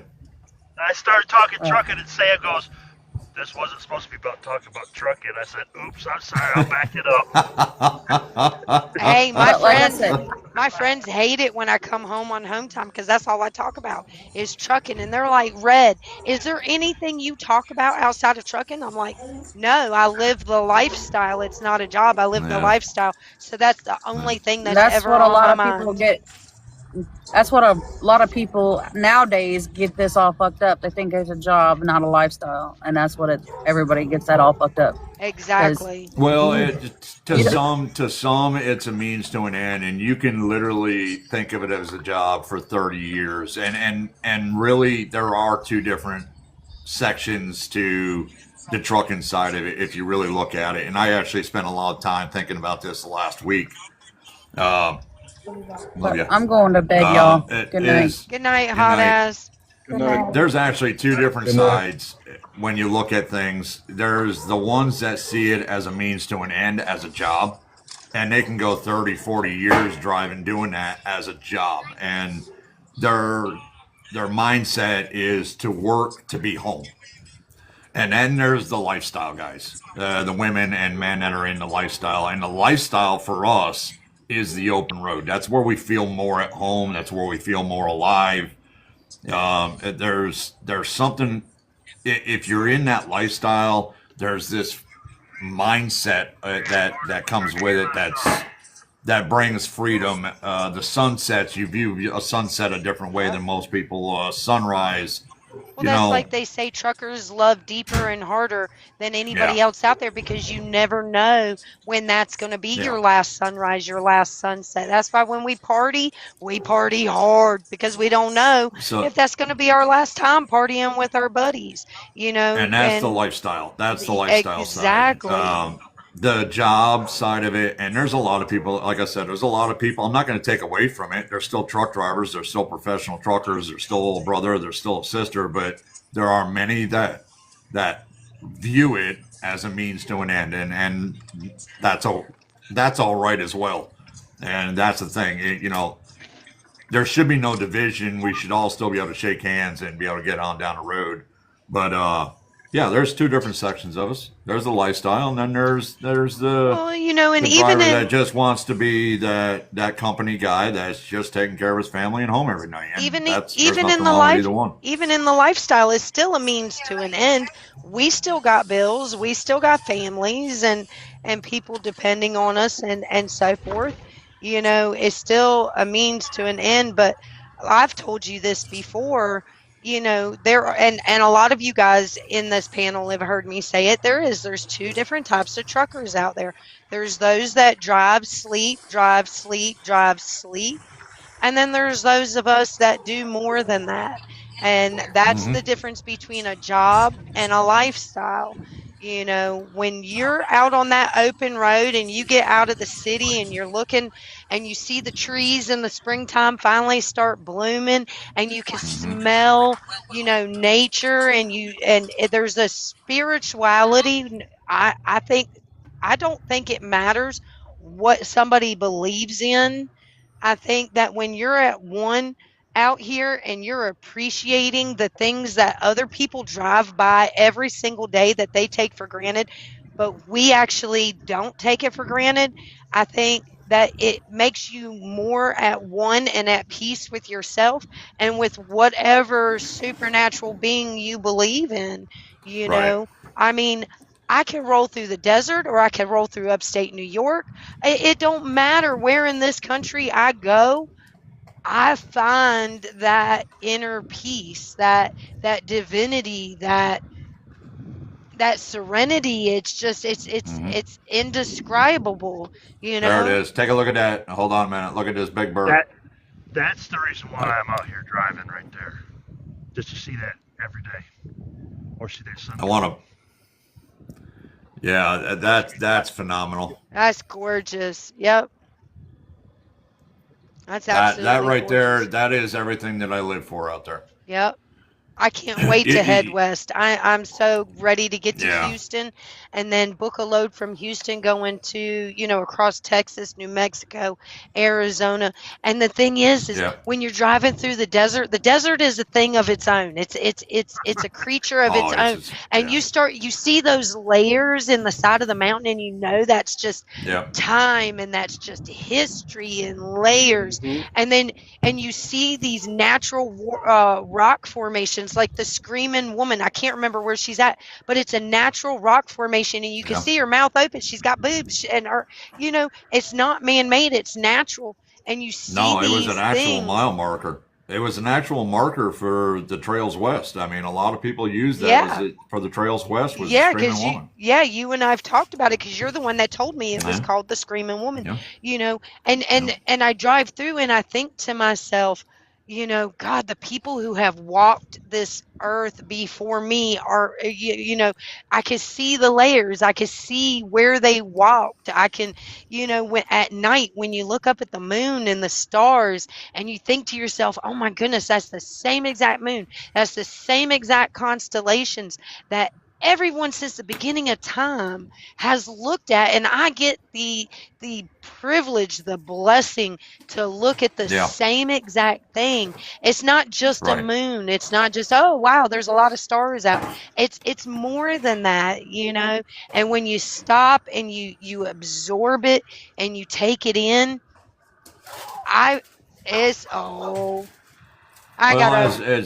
for myself as a man of the road, you start realizing under the pavement are wagon wheels. Under the wagon wheels are footsteps. Under the footsteps was prior to anybody ever walking that area. So when you start really putting all that together and you start understanding history and really taking a long look at where trucking has come from somebody backpacking supplies across the country to the wagon, from the wagon to the train, from the train to the truck, that first truck that came off the assembly line to what trucking is today. Yep. It's a whole new beast. You become part of something. I mean, I run through the Midwest. I'm 52. Still to this day, I still look at it the same way I did when I was 21. I run through the Midwest. I can still see, the wagon trails going west out in the middle of the field following along, or, the buffalo runs, or I can visually still see all that out in the fields. And to me, there's nothing like trucking. And you know what? I can tell you, 9 is when you're on a load and you find yourself getting super stressed or whatever negative emotion you may be feeling. Mm-hmm. First of all, no load is worth more than your peace and your life. If you have to, pull over in one of those scenic byways, okay, and just sit there and take a breath and relax for a minute and then get back out on the road. It's not just chasing them white lines and looking at that pavement. There's a lot more to it than that, and you wouldn't believe the peace and the serenity that you will get from just right. I like that idea, right? But I'm afraid of heights. So I've been trying to get down that fucking mountain as fast as I can. How are you climbing up in a rig when you're afraid of heights? Hey, I'm scared of heights. Hey, I'm gonna tell you something. I'm clenched. You couldn't get a fart past me. Look, I get past the 3rd step on a ladder and I'm scared to death. You should have seen me driving up Monarch Pass. I was going up Monarch Pass and I got this rusted old guardrail on my right hand side and I look over and I see nothing but whoop. I mean, that's just like going through Donner's Pass or something like that. Yeah. And yes, it's scary and you want to stick your eyes to the front, but that's why I said if you have to, pull over in one of those scenic, little bypass parking things, And I just want to know. I'm curious. I'm curious really quick. Big Bird, I'm going to let you go here in just a sec, but I'm curious about Donner's Pass. Does anybody else drive through Donner's Pass and pick up speed knowing that Donner's Pass was named after all those people getting eaten and they weren't stopping there? Yeah, we just went through there, and I told the wife, I says, you know why they call this Donner Pass? And she says, yes. She says, when are we getting out of here? Well, what bothers me is right as you go through Donner's Pass on the interstate, you can look over and there is a little restaurant, and during the winter and spring you can see it, and it's called Donner's Pass Diner. And I'm sitting there going, who in the world stops there to eat? I would be doing 100 miles an hour just to get past there. I'm going, how many trucks are parked out back? How many trucks are parked out back that don't have drivers anymore? Hey, it's about like, look, hey Matt, it's about like going to Kentucky Fried Chicken. Is this really chicken? See. No, thank you. No, thank you. At least I'm not the only one that hits the gas pedal going through Donner's Pass. I don't care if it's downhill up. I don't care. I'm getting through Donner's Pass. I ain't stopping. You know what? Regardless of the reason, hitting that hammer, man, is still, hammer down. It's still, it's fun. It's fun. So I won't do it in the wintertime, but yeah. So I take it nobody likes Donner's. Oh, I love Donner's. I don't mind. No, Donner's Pass is. It's great, man. Donner's Pass is gorgeous. It's just got a nasty history. That's all. Just the name of Donner's Pass, and knowing of the family back in the day. Back in the 1800s. Yeah. When you hear that, you start, because listen, there's towns everywhere in the U.S. that continue a certain tradition. That is not a town I want to stop in to find out if they do or do not actually continue that tradition. Yeah. Yeah. No. That's like going out. That's like going out through New Mexico or out around there, and you see some of the movies where they broke down, and this tow truck driver comes by to help you out, and then you end up in this little village out in the middle of nowhere, and you're stuck It reminds me of the movie The Hills Have Eyes. The Hills Have Eyes. The Hills Have Eyes. Yeah, you got these inbred freaking radiated, people that no. You know what though? Yeah. I'll tell you what. That's why that's why I have a CB in my truck. Is if I ever find myself in a situation and I don't have cell phone service or anything like that, I got my CB. Okay, so one more question. Anybody else drive through the desert tired and you start waving, thinking that people are waving at you, and find out it's 1,000 cactuses? I did that. You're just waving out the window, thinking that people are standing out there waving, and it's just nothing but cactuses? No, I haven't done that one, but you know what I have done? I thought I was so tired driving through one time, and you know how the windmills at nighttime, they light up with the little red dots? Oh, yeah. Them aren't windmills. Them aren't windmills. Them are freaking aliens. Get your shit straight. Exactly. I know, man. It's when you're tired and you got the window down, you got the radio up, and there's nobody to talk to on the phone because everybody's passed out. It's like 3 o'clock in the morning. There's nobody to talk to. Nobody's responding on the CB, and all of a sudden you see all of these little red dots, and all of a sudden they all blink on at the same time, and they all go off at the same time. It's like, whoa, what did I just? Whoa, where the hell did that come from? You think you're driving into a frickin' airline where there's the landing strips, and you're going, hey, how did I get onto this? Exactly. Hey, has anybody ever driven out there by Skinwalker Ranch? Yeah, I have. Oh, I haven't. Y'all talk about. Have you seen anything? Go past Area 59. Yeah. I've driven past. I've gone through Area 52. I've gone, through Roswell, and I can't remember where I was at. The strangest thing I ever saw, it wasn't UFO or anything. I mean, I've seen some crazy shit out here, but it never even showed up on the news. It never showed up on Google. It never showed up on social media. I was not tired. It was, I want to say it was Thank around. you, Wild Child. Have a good night. Good night, Wild Good night, Child. Truckin'. Appreciate you. Good night, Truckin'. Thank you for sending me that link.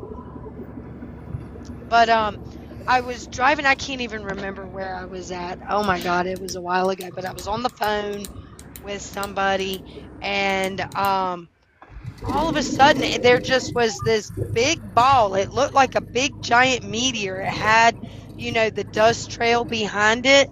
And then it had a little itty bitty one right above it. I mean, I swear to God, I'm looking out my window and I'm like on the phone with somebody. I'm like, I cannot believe I am seeing what I think I see. I'm like, look, I need you to look online right now and see if anybody's reporting this. And other vehicles, other four-wheelers were slowing down. So I know I was not seeing stuff.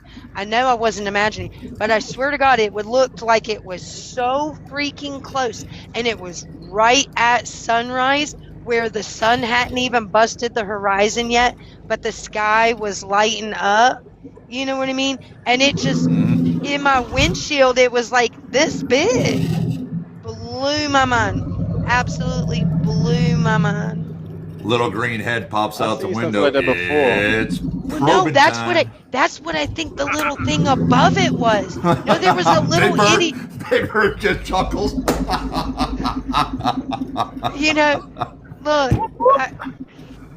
Look, I was watching the old black and white Superman in the driver's lounge yesterday, and it was the episode of The Strange People or something like that, where they had the deepest oil well in the world, and they stopped because these little radiated people started coming up out the oil. Have you seen that one? And they're peeking in people's windshields or windows and stuff.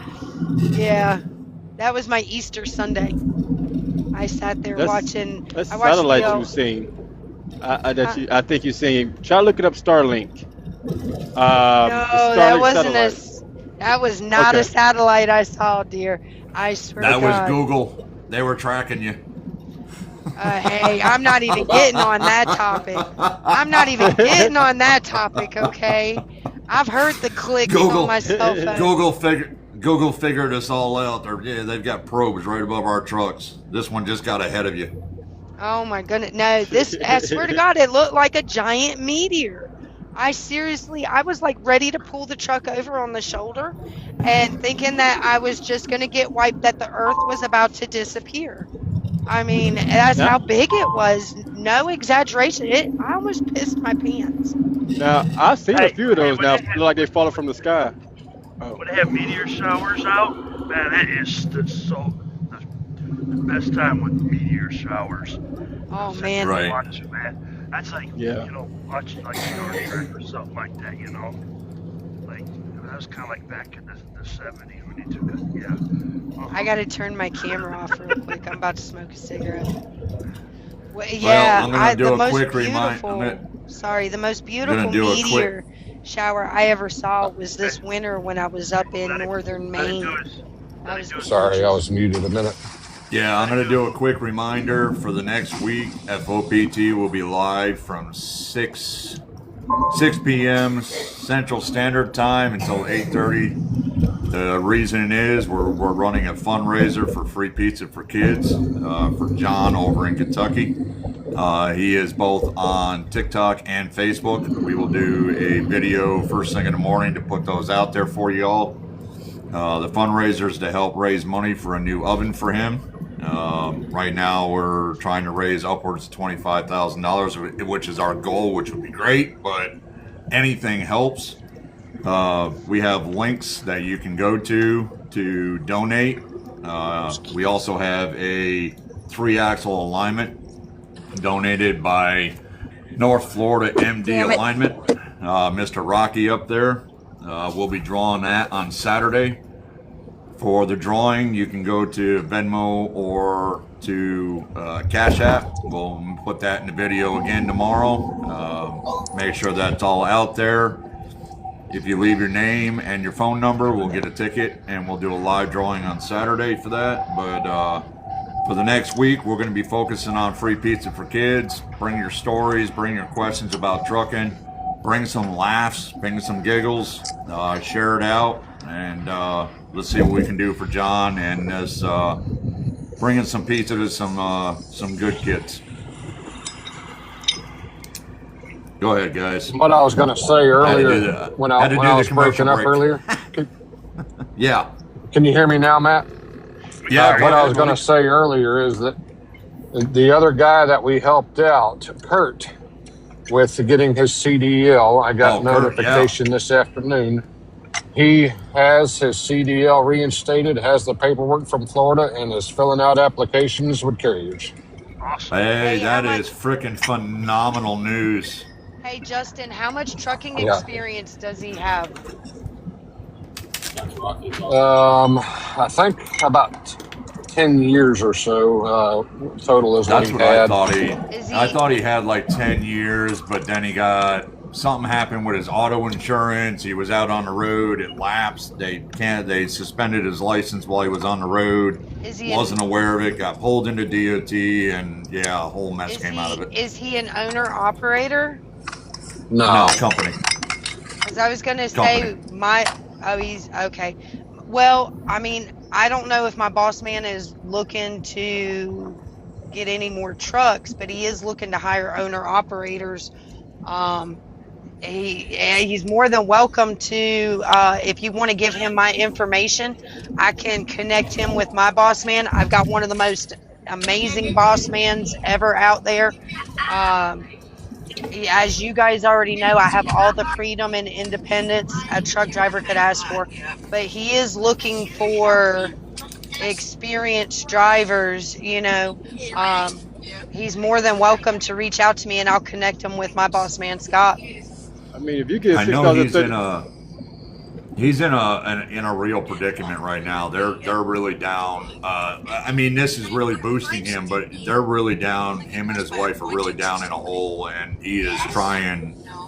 This man is really doing everything he can to climb up out of the hole and get them into a better position. So, hey, I'm all for trying to help somebody out. Anybody that can, pass off an idea or has an idea, or you can bring it tomorrow or Wednesday, and we'll pass it off to him and send him the information, because this guy, he's really trying. Yeah, definitely. He's really trying. Definitely send him my information, because as you guys already know, I'm not technically an owner operator. I run like an owner operator. This is not my truck. I don't know if Boss Man's has another truck. I don't go to the home terminal very often, so I don't know what he's got and what he doesn't have, or what he's willing to get or not willing to get. But it never hurts. I can still connect them, and it's a family-owned company that's been in business since 1929, and I love it. I can't imagine working for another company. They get to Florida every once in a while for them to get home. Hey, I'm Florida. Yeah, Little Red is actually Florida. She's East Coast or West Coast, so I'm eastern northeast Florida. So there it is. Yeah, I'm northeast Florida, and I go home when I want to go home. It's all up to you on how often you go home. Because that's what Boss Man's looking for is more drivers like me. There's only 4 of us OTR right now that run as OOs. And you can book your own loads, or you can pay 1.5% or up to 2%, depending on which one you use. If you're not familiar with using the load board and you want somebody to dispatch you, they can do that too. They can book your loads.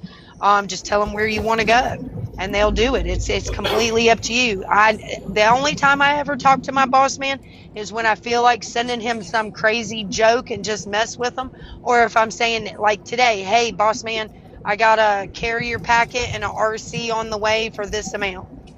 That's the only time I talk to my boss man. I never hear from him. He gives me complete freedom and independence to run where I want, where I don't want, go home when I want. Everything.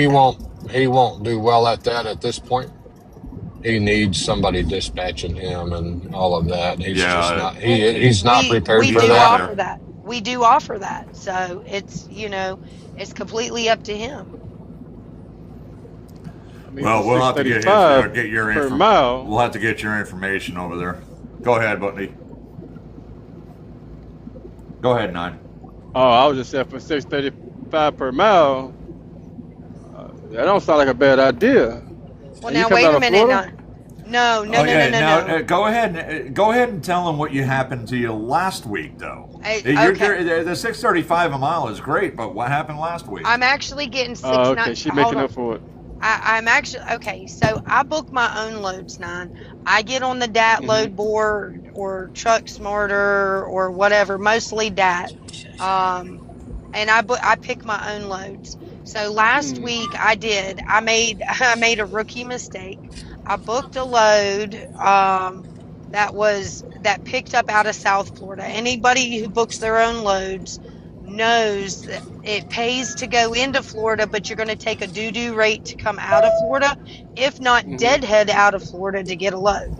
Well, I delivered a load down in Miami, and I just so happened to stumble across a load that was picking up, 30, 45 minutes away down in Homestead. And it was picking up at a nursery. It was a load of live plants.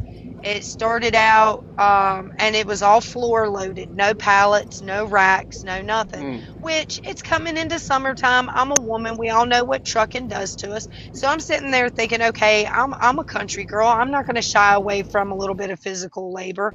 I need to trim off a little bit of the muffin top in order to fit in the tank top,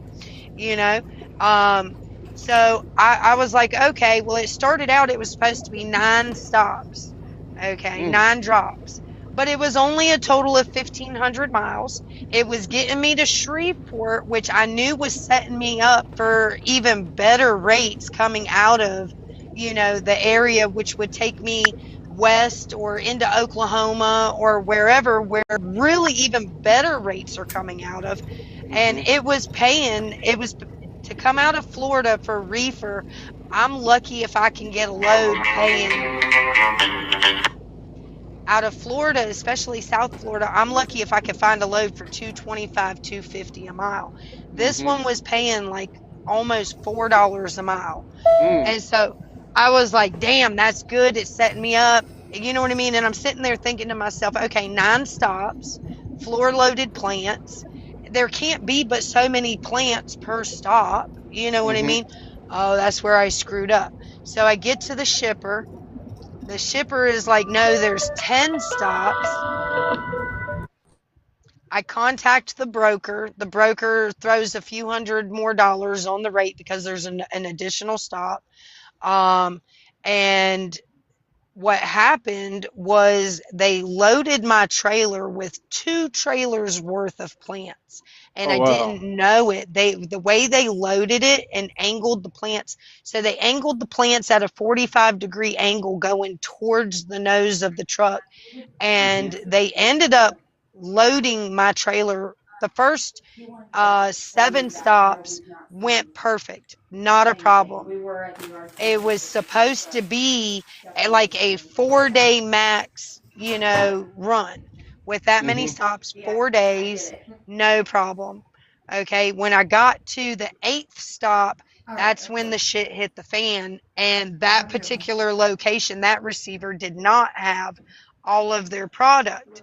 I contacted the broker. They said, okay, just give them what's there and move to the next stop. So I said, okay. I moved to the next stop. It goes perfect. I was taking inventory count. I had to unload every single plant individually and tailgate it, take it to the back of the trailer, and then the receiver took it from there. And but then when I got to the 10th stop, their numbers were off. And when I finished the 10th stop, there was a whole nother load of plants as if I had an 11th stop, but I didn't. So I contact the broker. It took me a day to get a hold of him because it's Easter weekend. Mm-hmm. And they're like, and you guys don't even know the rest of this story. This is what happened to me yesterday. So I take a picture, I send it to the broker. I'm like, look, we still got an issue. I still got product on my truck. Now I could have been a dishonest driver.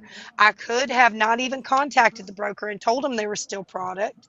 But I did the right thing and I contacted him. I said, look, I still have product on the trailer. What do you want me to do? He reaches out to the customer. Customer tells me he wants me to go all the way back an hour and a half backtrack to my 8th stop who didn't get all of their stuff. And I said, okay, well, how much is the customer going to pay me to go back? Because this does not fall on the broker.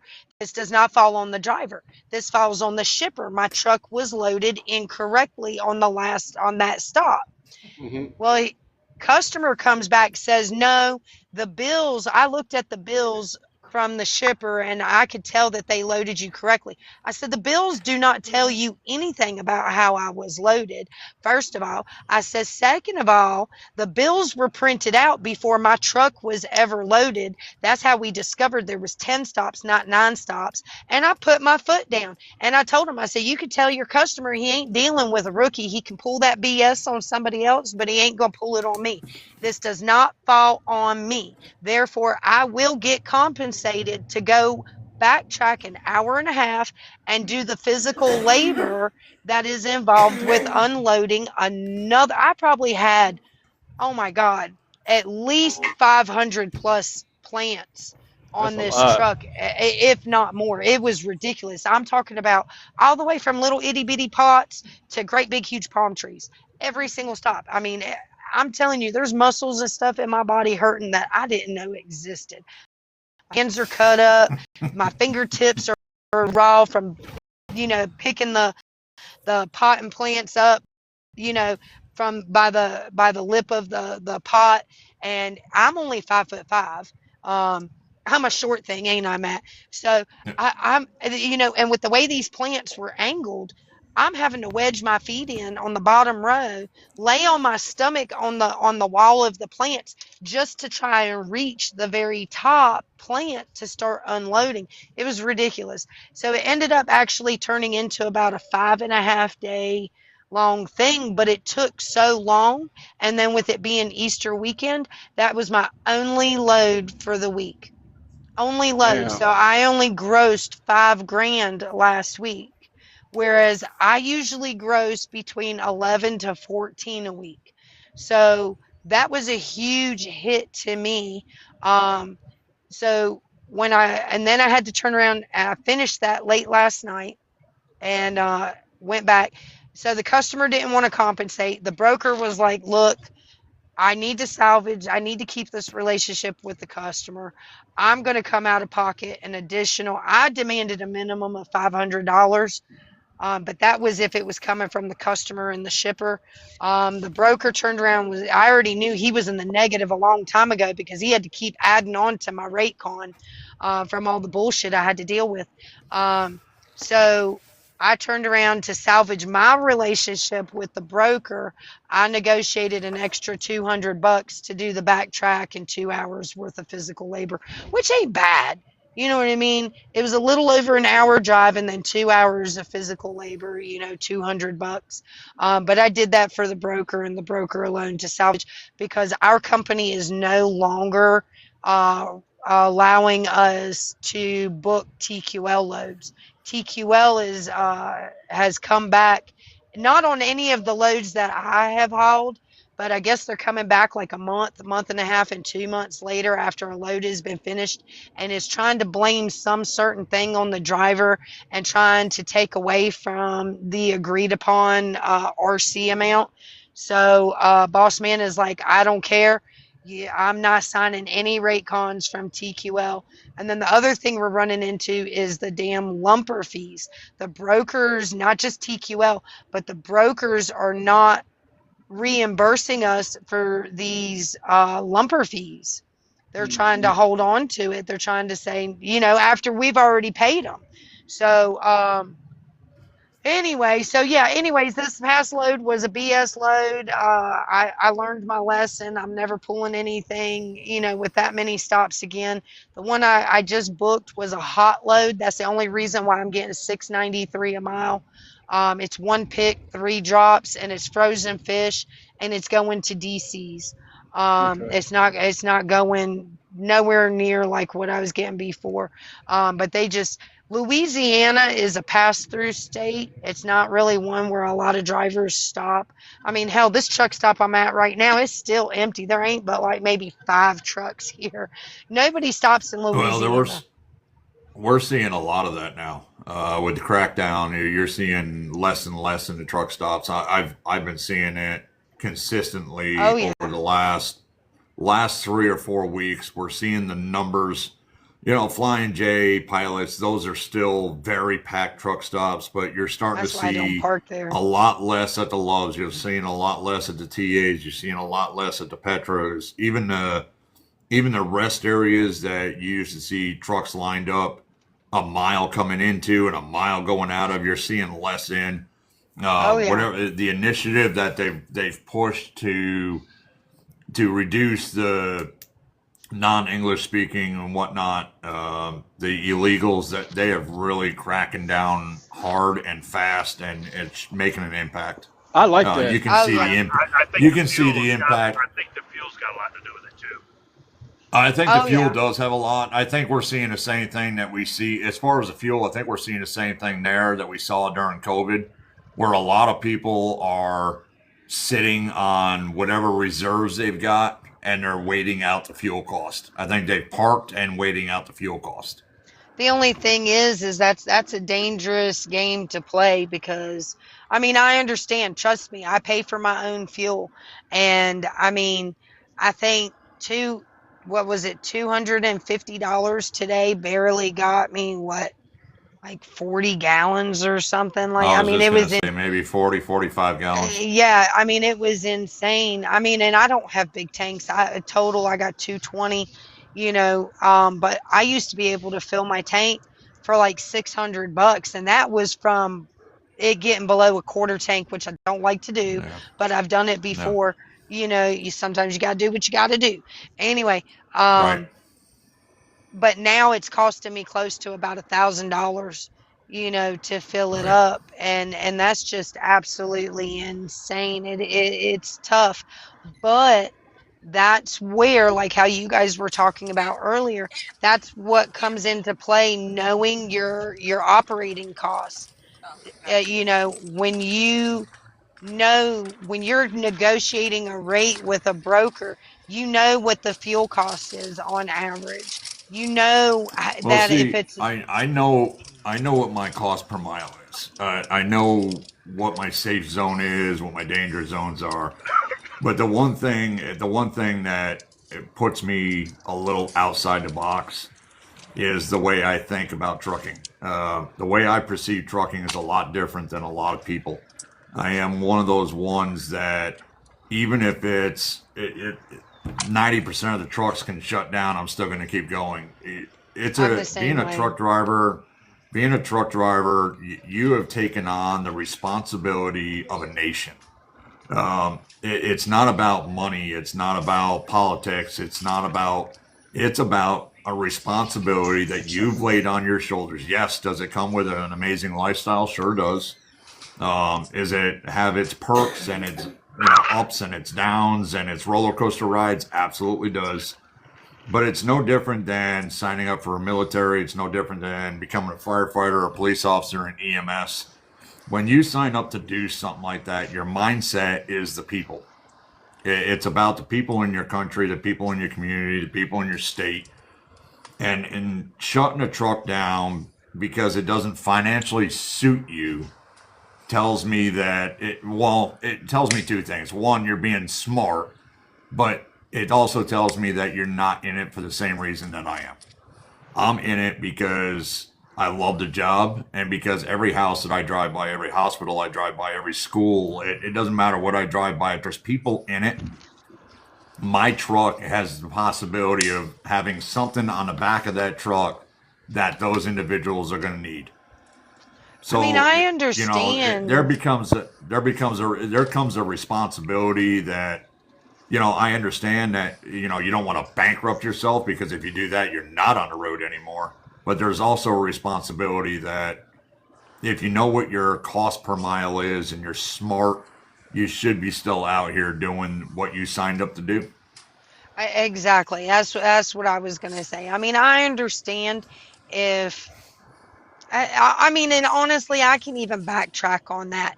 If whether you're a company driver or whether you run like an owner operator or are an owner operator, if you're financially smart, and actually look at the bigger picture and everything like that, I don't see any reason to park. Not for the reasons, and Matt, you and I've had lengthy conversations. You and I feel the Mm-hmm. same way about trucking. We're two peas in a pod when it comes to that. We're out here for a reason that's bigger than ourselves. Now, if I felt that I was putting my family in some sort of financial situation where we could lose our home or we could, lose certain things, then I would have to sit back and reevaluate, okay, what can I do to maximize, my profit, my profit Right. margins. you know do I need to shop around for better fuel prices and not fuel up at Love's every single time? It's okay to fuel up at the mom and pop who is 50 cent cheaper a gallon across the street from a mega, truck stop, Hmm. and sacrifice those points. You know what I mean? It's not all Yep. about points. It's not all about the free drink refills. It's not about the unlimited showers. There's no point in getting unlimited showers in my mind because Well, one, you're gonna get the points are costing you anyway. It doesn't matter how exactly. you. You If you gotta look get at the fuel anyways. if you look at Love's and Love's, I'm using Love's as an example because I always use Love's as an example. They're this perfect example of this. If you fuel, we've seen fuel prices. We know fuel prices are through the roof. But if you fuel I don't know, let's say $1,200, and you get 200 gallons of fuel. That's what it costs you. But you're getting 5 points. Okay, well, 5 points a gallon, you got $10 in points, right? Well, Love's is about 20 to 30 cents higher as far as fuel as anywhere else. So you got 10 if not points. more. So you got 10 points or $10 in points, and you got one free shower. So the free shower, that's $30. So okay, you got $10 plus the 20, that's $30, and you get one free soft drink, fountain drink. Okay, that's 89 cents, a dollar. So you ended up with $41. You ended up with free 40. Well, what they say is free $41. But you went across you go across the street and you fuel for 50 cents less a gallon. Well, you just got your money back. You just paid them, and then some. So if you really look at it, there's nothing free. They're making money hand over. Love's is making money hand over fist. Oh, all you got to do is go inside and look at the prices of the stuff is even jacked up. And not only that, the place that you got the fuel for 50 cents cheaper, you probably got a free shower there too. You got a free shower what anyway. I mean? So you know the points. Yeah, do they calculate up after it? Right now, I do TA and Petro. It takes me about 4 months fueling that with them solid to hit $100. Now, most of my fuel savings are through them, and I actually get significant savings. So, it doesn't hurt me any. But I would never fuel at a Lowe's. Never fuel at a Lowe's. I won't park at a Love's. I won't fuel at a Love's. I'll park at a Love's because Love's is 100% free. But the only reason Love's is 100% free is because they're making so much money. They're making so much money off the fuel that they don't need to. You don't need to pay for parking. That's true. Well, you know what though? The thing is majority of the time, if I park at a Petro or a TA, I know there's a good number of them that are migrating to paid parking, but there's still a whole bunch of them that are free parking. Hell, and a lot of them, even the reserved parking, they don't check. Some of them are starting to check that didn't check before, but there's I mean, all you got to do is. Big bird giggle. I'm out to disagree with you on that one, though, a little bit. I mean, and then if you park at mom and pop places like this, I don't have to pay for parking here. No, it's absolutely free here. It's literally $8 for a shower.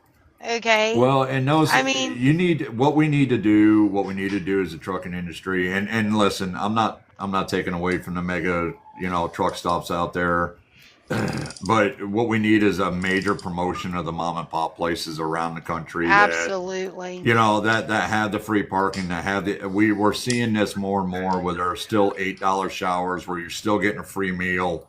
This stuff is why TA Express is going around trying to buy up all the mom and pops.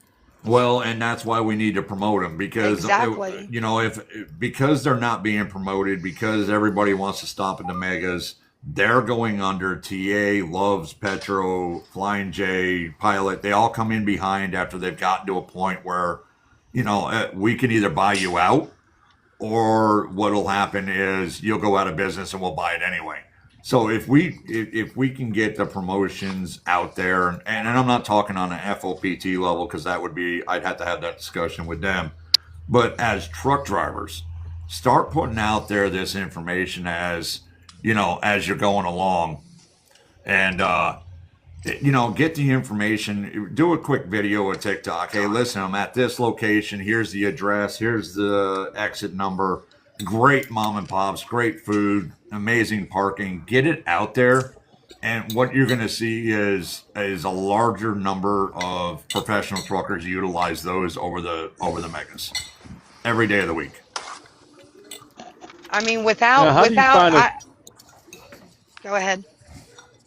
I'm going to ask you, how do you find the small mom and pop stores? They're on your trucking GPS too. They're on your trucking GPS. When you pull it up, GPS.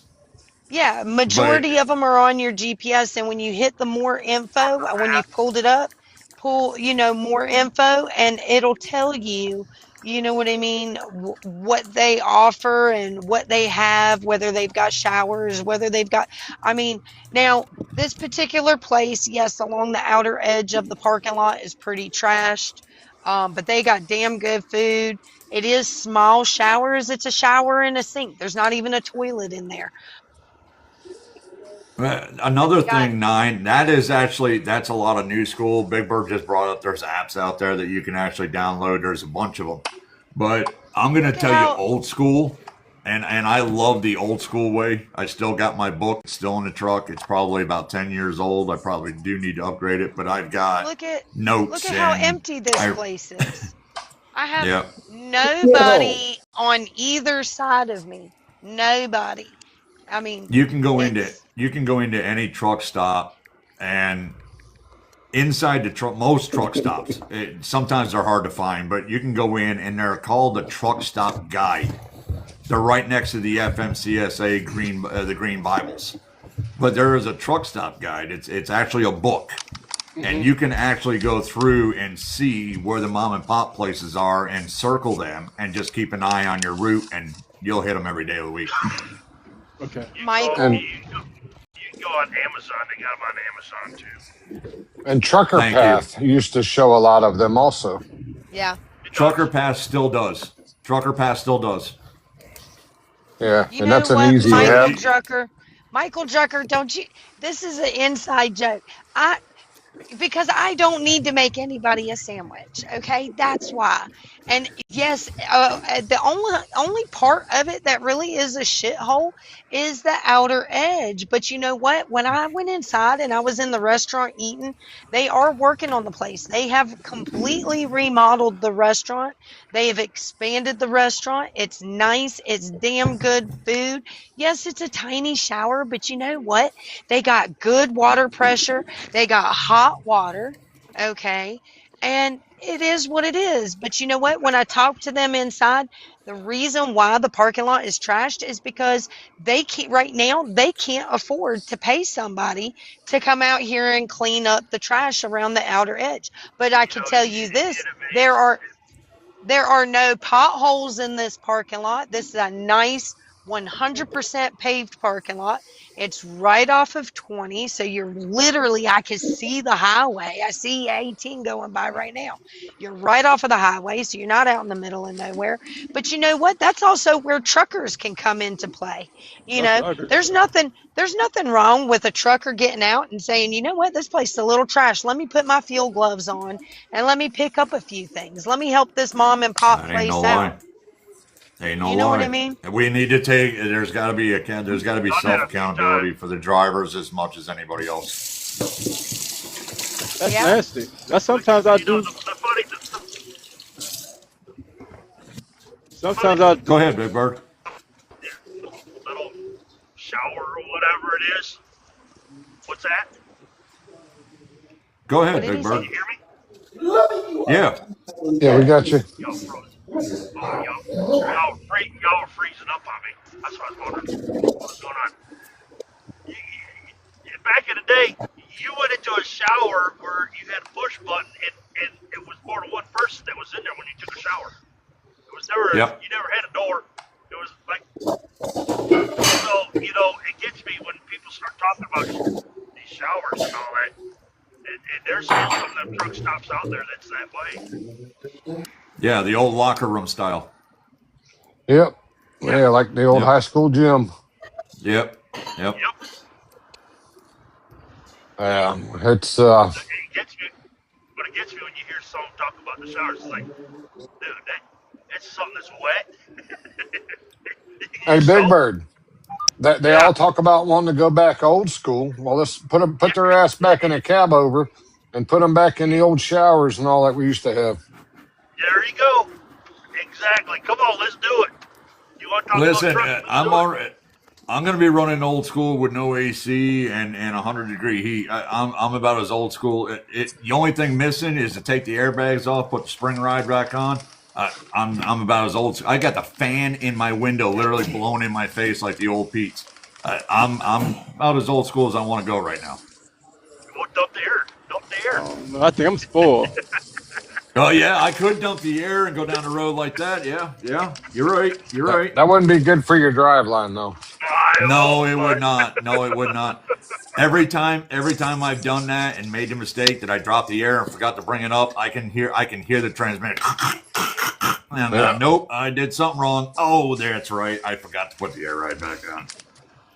So tell me about them things. Is that an air conditioner? What? So in them truck stops I've seen, right? Nobody uses them anymore. But what's them things they have them little vents on it? Look like it's a hose on it, like a big old vacuum. That was idle air. Those were idle air. Idle air was here for what was it, 2 to 4 years, and then all of a sudden gone. It was around for a while. It was heavily government subsidized. Companies were trying to do that, but if you wanted to get sick, all right, like that was the way to do it. Definitely ill for a week or so, go plug into one of them things, stick it in your window for a night or two. Them so wait a minute, what exactly was it? How did it work? It was all of the metal framing hanging across the parking lot rows, and you would nose in, and it had all these big yellow tubes that had an HVAC duct in it, and up on top of the racks was like an AC unit heater, and they had a coax plug-in if you wanted to purchase the TV. Also, you could plug your TV into it, but it had air conditioning and heat, internet if you wanted to buy it too. It also had electricity. You can plug in. You can plug into their electricity. Yep. Oh. That thing costs money. Yes. And you what paid for you do them. is you rolled down your window and put this unit in the window, rolled it up, and it stayed in your window the whole time. Yeah, they had different adapters for different style truck windows. Like if you had a Freightliner or whatever, you had that adapter. You bought it, and it was like $20, $15, whatever it was. And you bought it, and that was yours. You kept it. You get there, roll down the passenger window, put that in the window, put the window up to hold it in place. Go out there, push that thing in through the hole, and it clipped in. But man, them things, the air conditioning part of it. If you had somebody with a stinky ass truck and stuff, them things were moldy up in there. It would just blow it right back into your rig. If the guy beside you had trash, if the guy behind you had trash. Go ahead, Big Bird. You're on that quiet headset. We can barely hear you. Go ahead. Oh, I forgot. My other one should be charged back up. But you can go back to the day when you used to have the little yellow squares out there, circle squares out there in the parking lot. You get the internet and telephone. Yep. Truck.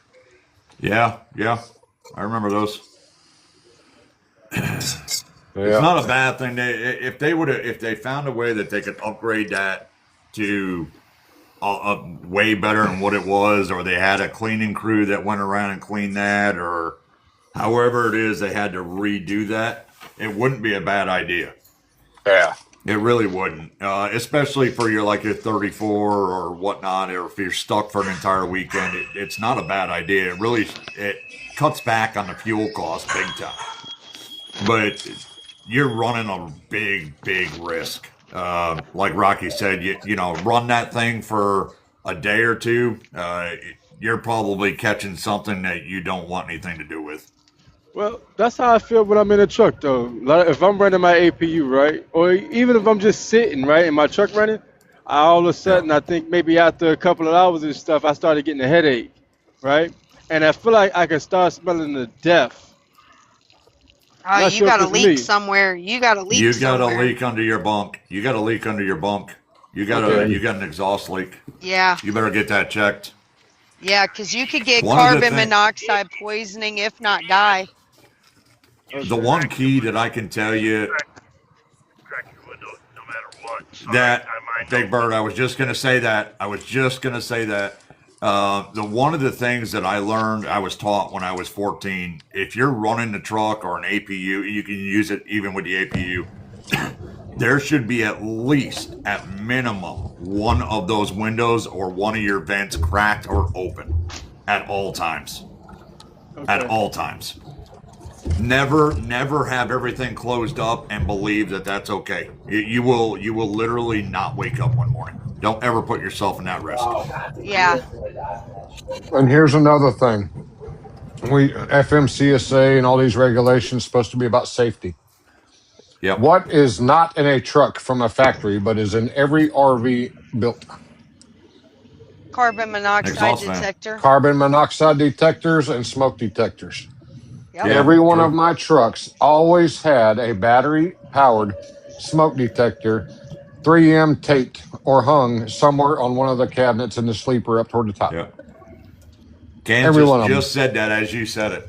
Just at saying that was pretty cool. But he's not. Yeah, you're right. All right. Why is that not required for every truck manufacturer to put in a truck? Because they don't care about the driver. They never have. Right. It's never been about safety. Yep. Yep. Unfortunately, if you're in a truck, you need to find your local hardware store, big box store, whatever, and get a battery operated one and put one in your truck. The carbon monoxide and smoke. All it's going to take. You could also get them. They're a little pricey, but you can get them O2 sensors. That they wear at the chemical plants. Hey Jay, all you need is one pin leak in your exhaust below your bunk. One pin leak, and you won't wake up. Hey Nine. One pin leak. Hey Nine, are you driving a truck issued by a company or is it your truck? You're driving actually, I'm running right now for the Russian. I mean, that's something I would definitely report to your company. I mean, that's they on don't them. Care. Yeah, they don't care. Yeah, it sounds to me like you need to find a different company, darling. Go to Kansas just put it out there. Costco's got a 2-pack for less than $50. It might be something that you want to invest in. And it's not a bad idea. Your peace of mind, your company might not care, but you having a peace of mind, and if you buy it for the truck, it's a write-off. Yep. You can actually use it for your taxes. It's got a 10-year lifespan. That's actually pretty good. Is it battery op? Well, how is it operated, Kansas? Probably a That's got to be a battery. It's got to be a lithium. I put all new ones in my house last year. My house is 10 years old, and they should be replaced every 10 years. Anyway, even in a house, if you have an older home, they've probably never been changed, and that's one thing that's always overlooked. Everybody thinks they're just there and they're working. Well, those sensors deteriorate, and they won't pick up the smoke and stuff, so they should be changed every 10 years, even in your home. But I put the ones in that I don't have to replace the backup battery. It's good for 10 years. Got the lithiums I might have got them at Costco, but I replaced all of them in my house and with those, so I don't have to change 9-volt batteries every 6 months or every year. Yeah, Enter the Matrix just said they're internal batteries, but once they're dead, you can't replace the battery. You got to just buy a new one. So these are internal non-replaceables. Yeah, but if you get 2 of them for $50, you only need one. And it lasts 10 years. Well, you got 20 years. Yeah, you got 20 years. 20 years right there. Yeah, for $50. So, you got a tax write-off and a peace of mind while you're sleeping. Exactly. But, crack a window. 9, crack a window, man. Never leave your windows completely closed. Don't worry, I am now. If you got vents on the back of the sleeper, open the vents. Yeah, your sleeper window vents. That would be safer than cracking your front windows. Yeah, because you're going to want something where you're laying down. You're going to want to crack the vent where you're actually laying down, not up in the front. You're going to want that air coming into where you're actually laying down. Right. So I want it right where my head is at. This entire parking lot is empty, and you want to come over here and park next to me? Are you lonely? Or are you scared of the dark? You got your light on, and they're driving around the parking lot. What do you think? They're going to see a woman truck driver and park right next to you. Come on now. You know how some of these truck drivers are. Watch yourself. I know, but I mean, look, I'll put it to you this way. I told David earlier, if somebody's got the balls. 379 just said he's lonely. He's coming over to find you. Oh, I was just talking about you. Okay, I told 379. Hey, Cisco. Yay, Cisco. I told 379. I said, if somebody's got the balls to come walking up to this truck, then so be it. Oh, so see, Cisco's parking next to you. That's Cisco backing up next to you. Come on, Cisco. Let's go. We'll go inside and must grab be our kids parked. back. No, what it is you must be parked straight. And so he's using your truck and trailer as a guide for him to park straight. There it is. Actually, look, I turned the light out and dude changed his mind. Look, hold on, he moved. Drucker should be lonely. He's a butthead. Anyway, hold on. How do I go? Okay, if I go to me and I flip it around, he decided to move over there.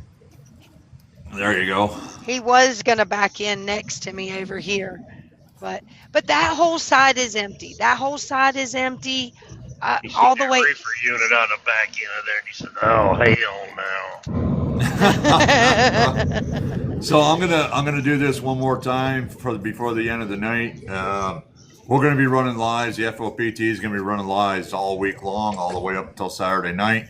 The purpose is to raise funds for free pizza for kids, folks. I'll get a little more information. Maybe try to get John in here over the next day or two, and let him talk a little bit about it. But we have several different ways that you can donate. We have a link that you can donate to. Now, well, I'll try to get the link back up there in just a minute. If you can't do it there, you can go to my personal page, The Northman. On there, you'll see a video with an actual QR code, or you can actually go to the FOPT's page. The same video is there with the QR code. You can donate there. No questions asked. We're trying to raise money for a new oven for him. What he does is once or twice a month, he tries to make, this is actually a mechanic, Italian mechanic. Let me make sure you get that out there. I love it. But he's got his own pizza oven, and what he does is once or twice a month he goes and makes a crap ton of pizzas for the homeless, for single moms with kids, and he hands these out on Sundays. Now, I think this is a cause worthwhile. I brought it to the Federation. We all have gotten behind this. We believe it's the right thing to do. So we're going to run this all week. Now, if you donate through the Cash App or through Venmo, and we'll put those out again tomorrow, every $20 gives you a chance to win a free 3-axle alignment from North Florida MD Alignment, which is Mr. Rocky up there. And that drawing will be Saturday. Cisco, the Cash App. Let me see if I can get that out there. I will get it out here in just while we're talking. What are we doing, Lovey? You're another good never guy. You're a great good never guy. But we're going to get this. Venmo, or go to Spot Fund and just search free pizza for kids, and comes up there too. Yeah, Rocky MD Align, or $ Rocky MD Align. What we're going to do is put it all, because Rocky does so much work with John and does everything he can to keep that program running along with John, and everything John takes out of pocket. We're gonna send everything through Rocky, being that he's putting up the alignment. There's no reason to send it to the FOPT and then we have to send it over to Rock, or Rock send it to them, and kind of just a waste of time. But that's the Cash App is up there. We have a Venmo. We'll post that up there tomorrow, and we have the link if you want to donate without actually worrying about trying to win the 3-axle alignment. But we'll be going live tomorrow again at 6 p.m. And every day thereafter at 6 p.m. And we'll see what we can raise for this, John, and free pizza for kids. Hey, y'all, I appreciate everything. I'm gonna get up out of here, get ready to use the bathroom and eat. And hey, 9, you're more than welcome to follow me if you ever need. I'm not gonna blow smoke up your ass. If you ask me a question and I don't know the answer, I guarantee you I know someone who does. Okay. I got you. Cisco, I'll get you the I'll DM you the information, Cisco, in just a few, buddy. And again, 9, you can get a hold of Blue Ribbon Logistics. Look them up. They've got courses. I know Oweida's got some courses. Just, be careful who you pay to get these courses. Look into them a little bit. Rocky Let's Truck brought up letstruck.com is a good way to get some information, some education. thefOPT.org. That's our site. There's a lot of information on there, as well as financial advice. So please go over there. We have a mentorship program. I think there's 4 or 5 of us there now. You're welcome to call any one of them. I'm on that list, and we'll all do what we can to help you stay successful. And that's your site, though, right? We're the 4 or 5 people in now, right? Yeah, that's www.wethefOPT.org. Read the FOPT. Yep, .org. Trying to write it in the comments. Read the FOP. FOPT.org. Let me see. I'll put it up on here for you so you can. Oh, I was typing. I saw somebody flash through here just a minute ago. There you go. It's right makes there sense. In the comments. Makes sense, YouTube, Sammy, if you're still in there. Just to give you an update, Kurt, I got notification late this afternoon that everything is taken care of. His CDL is back valid and reinstated, and he is good to go. Everything's updated from all the states he was having trouble with, and he is finally back on the road, putting applications in with carriers to hopefully have a job in the next few days or by next week anyway.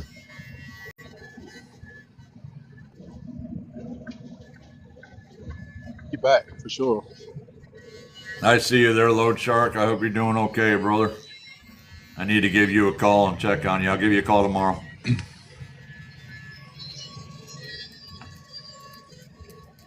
Okay, you were just telling him about that.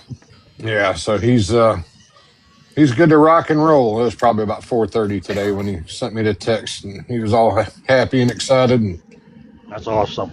Well, and Rocky, this is what we're all about, man. You and I have talked. You and Mike have talked. We've all talked together.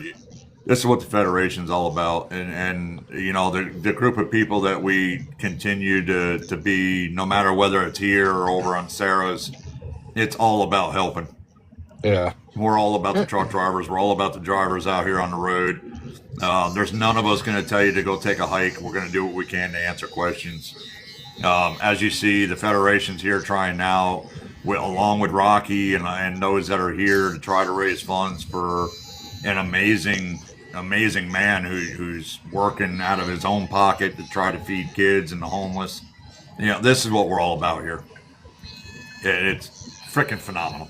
Freaking phenomenal.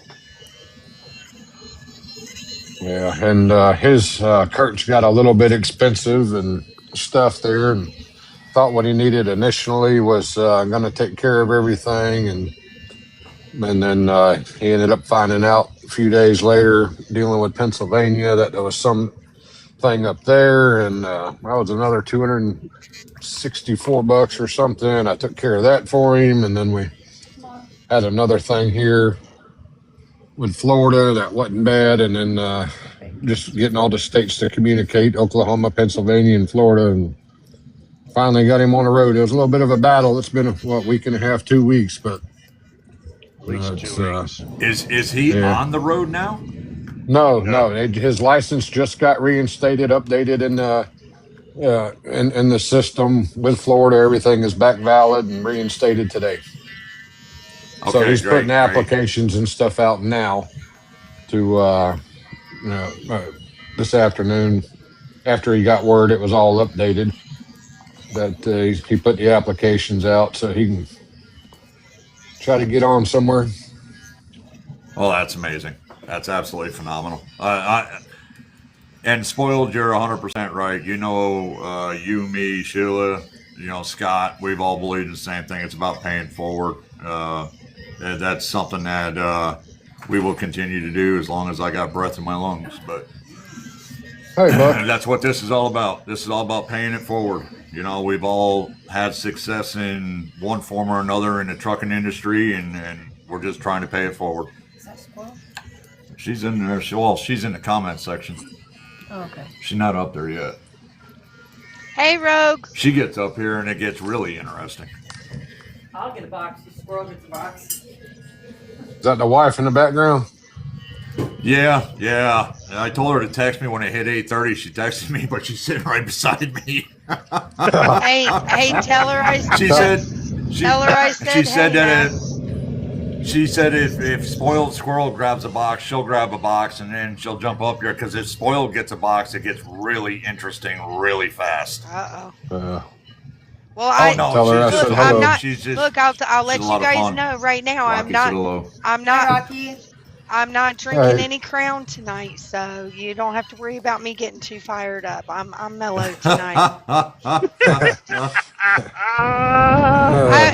I apologize for last night, guys. Listen, she only does that in the back of reefers. I did it last night too. You were fired up last night. I was like, oh man. I was like, do I leave her up here? Do I drop her? What do I do? Yeah, she was just a little fired up last night. Just a little bit. Yeah. Just a little bit. Okay, trust me. It goes more. Trust me. Bring somebody else in the live. It'll blow up quick. All right, Buck. We'll see you after you get the baby to bed. Yeah, I see that. Buck's a good guy too. Buck is one of the kindest, gentlest giants I ever seen. I'd hate to take him off or meet him in a dark alley, though. Yeah, I wouldn't want to do that. You bump into him in a dark alley, it's like walking into a brick wall. Oh, there she is. Where's the wife? She said she'd get a box if I got a box. Hey, hold on. She got a box. She's waiting on you. Oh, see, she literally stood in the door and said, "Lord have mercy." So she'll be here in a second. Listen, I see Don Bakhorn is in here. We all need to say a little prayer for Don. He's going through some tremendously horrible stuff right now, and we all need to keep Don in our prayers. Who is it? No, Don B, out of Ohio, truck driver. He's been through a lot in the last couple of years. He's going through a lot right now. I don't know if I can speak on it, but Don would have to give me the okay to speak on it. But he was just texting me a little bit ago, and he's going through some real hard times right now. Say some prayers. We got you, Don. We got you, Don. And Load Shark, I think just you kind of sparked that fuse a tiny bit, but you weren't alone, darling. Load Shark is one of the. I'll tell you what. I remember working side by side with him. He's one of the greatest men I've ever met. He's a hoot, good heart, good mind, solid truck driver. But when his opinions start going, boy, whew, I love you to death, man. I love you to death, Load Shark. But man, you really know how to light up a room when you get going. There ain't no denying that one. Well, and you know me, Matt. I'm the same way with my opinions and how I feel about certain things.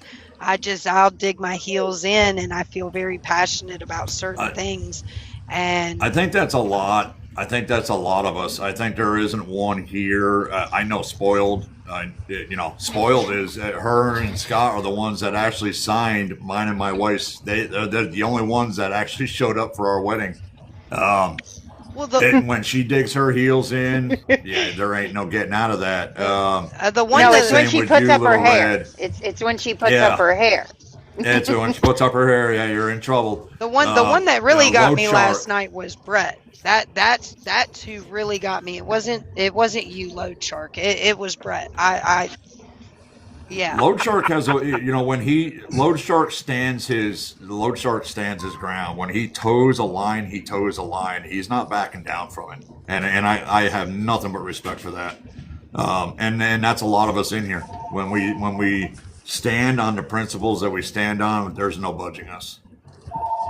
And Charlie, when Brett gets going, you ain't the only one who gets fired up. Man, I think Brett gets everybody fired up. He did tonight at Bobby's. He got them all fired up at Bobby Loads tonight. I mean, does he do it on? Yeah. Does he do it on purpose, or is he really living in this fantastical, unrealistic world? He is in fantasy land 100% of the time. You know, I've had conversations with Brett off the app, and he's different. Like he's not the same on the phone as he is on the app. So I mean, I don't know. So he's taking lessons from Dex. Oh boy! Hey, look! Hey, Matt, I'll tell you. Look, Matt. Last night when I got in the live, it didn't take 5 minutes before I was laying into Dex, and he got out of the box and stayed in the comments. Oh, listen. You got to look at Dex as he's a comical. He's a conundrum, but you gotta see. He's comical, all right. I got other words. Yeah. Well, there are a lot of other words, but Dex is comedy. He's looking to rile you up, and he's going to find a way to do it. And once he gets you riled, he's going to keep you riled. You got to keep feeding it. You got to keep feeding it. He keeps feeding it, and he'll go from serious to joking, back to serious, back to joke. He flips the script on you to keep you on your toes. You know, if you see it like I see it, I think Dex is an absolute comedy genius. He knows how to play the crowd too damn well. Yeah, damn well. He just degrades women. He degrades so much, women. so bad sometimes. He's extremely chauvinistic. That's number one. Number two, he also likes to pit people against each other. He's a shit potster. He's a shit potster. Look at what he did to us in regards to Max. You know what I mean? But you got to take and see, that's where I'm very laid back, because I look at Dex and I look at him as comedy. It's just really, it's comedy. And I sit there and go, you just got to give him the grain of salt, because I can guarantee there's no way in the world, and maybe I'm wrong, but I don't believe there's a way in the world he's that same way out in the real world. But Matt, you always try and see the good in people. And that's what we love. I always have. Then you got me that tells people where they can go shove it up their butthole, and I don't. And I'm right there with you, Squirrel. Right there with you. And see, and that's what happened last night. I tried to give him the benefit of the doubt. I tried to be his friend. I tried to see the good in him, like how Matt does. But when it comes down to the point when you cross me in a certain way, and I'm done, then I'm done, and I'm gonna do the same exact thing. You no longer have my support. I don't see him as comical. I do see him as somebody who knows how to get a crowd riled up and to get the viewers into the live and get those numbers up and stuff like that. But that's it. You know what I mean? He raises my blood pressure too much. I can't. No. He has pissed me off one last time, and I'm done. I'm done. And I go by the 3 F's, and if I get banned, here we go. But if you're not feeding me, fucking me, or financing me, your opinion don't mean shit to me. Amen. I have heard that from her for 4 years. And she has been saying the same thing. Now, don't get me wrong. I have bent over backwards and helped people. When somebody needs help, I am the first one to say, what can me not do? No lie. And, we helped Matt and Sheila. We help people when they reach out to us. But I also have that I don't give a shit attitude if you don't like my opinion. So I am either you love me or hate me. There literally is no in between with me. No. I like you, spoiled squirrel. You and I would get along. I'm the same We way. can love you and hate you at the same time, squirrel.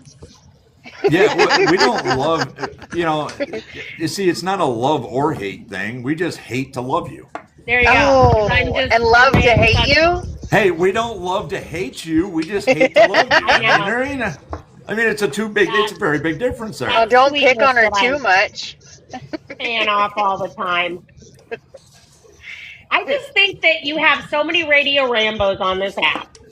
And, you have so many people who are talking out of their ass and don't know their head from their ass. You got to take it all with a grain of salt. Yeah, and then you have these new truck drivers that ask opinions of people, and they get opinions from people that aren't the truth. And it irritates the shit out of me when I have these new truck drivers ask me a question and they're like, well, I was told by so-and-so you can't do that. And it's like, well, so-and-so's a dipshit. So there you go. Amen. Well, and that's it. We have that problem all over TikTok, and it's not TikTok. It's TikTok, Facebook, YouTube, you name it. It's everywhere. It's false information, misinformation, wrong information. Oh, there we got a galaxy. Yeah, I just saw that. We have all of this going on. And the problem is that we just had one here just a little bit ago. We had a gentleman named Nine in here. He had a lot of questions, and he's just getting ready to go into owner-op or, lease on at least. But he's buying his own truck. And, even he said, I've been to several rooms, but nobody will talk to me. And he sat here with over 175 years worth of experience for the truck drivers that were in here. And asked question after question. He says, man, I ain't had this much information. It's information overload. So, it's a... At least he had a pencil and a paper out there writing it down. I hope he did. If not, I'm going to be having a nice long conversation. He was writing stuff down. And that's good, and they should, because, me and my husband have been in business as owner-ops for a long-ass time. Close to 29 years. You need to listen to those people that survived 2008, that survived COVID, and that are surviving now with these high fuel costs. Just like I made in the comments before, you can't keep up with the Joneses and think you're going to cover your bills. Exactly. No, and I really love that comment because that was a real good point to make. And we have that problem inside the trucking industry where too many people go from driver to owner op. They see that influx of money and they up their living standards without realizing you just killed yourself. You literally just killed yourself. Well, and it's not only that, Matt. We have an older truck and, my bank's been on my ass. Are you going to trade? And it's like, hell to the no. I'm going to put one more overhaul in it at the end of this year, and that is going to get us until we decide to retire. I'm not going to go out. Our truck has been paid for 4 years. This is the last truck we're going to own. I'm not going to do it. But you have these young kids going to be an owner-operator, and one, they don't have money behind them. Two, they don't have a bank that will work with them. And three, they don't even know how to change the goddamn windshield wipers on a truck. They're taking it to the shop for every little thing that's wrong with it, and that is going to eat into your bottom line. Sure is, and that's where we talk to education to him is you got to up your education every day. It's not just about learning how there we go, the jellyfish. I see the jellyfish. Thank you so much. I appreciate that. Grumpy cat. That was Don. Thank you, Don. I appreciate you, buddy. That's a fun. The thing of it is, you say something about the windshield wipers. I was literally trying to get that brass piece to fix. I usually carry them, but I didn't have one, so I stopped into Lowe's. There was a guy there didn't know how to put air in the tires and needed the air his tires. Now, I'm going to tell you guys something. Being an owner-op, well, it sucks half the time, because we're always working on the truck. But a lot of these truck stops, like at the shop, like at the Loves and stuff like that, are not selling you basic little parts you need to fix your truck. We broke down, I don't remember what it was, but Scott needed a splice. And we went into the Loves, and the Loves said, I can't sell you that. You can bring your truck and we'll put one on for you, but I can't sell you one. Yep, Love's has gone to where they won't sell you the part. You beat the part. Love's won't sell the part. TA is done with roadside repairs. Road service. Most of the road service is done. It's gotten so bad out here that if you're not smart enough to have somebody that you can call, or you don't have the knowledge to make sure you have a certain part or certain extra parts from in your truck at the time, you're probably going to end up going like I am right now, where I've got to wait 2 weeks on an AC line and driving around a frickin' in 100-degree heat. It's just that way now. It is. It's not changing anytime soon. It's not.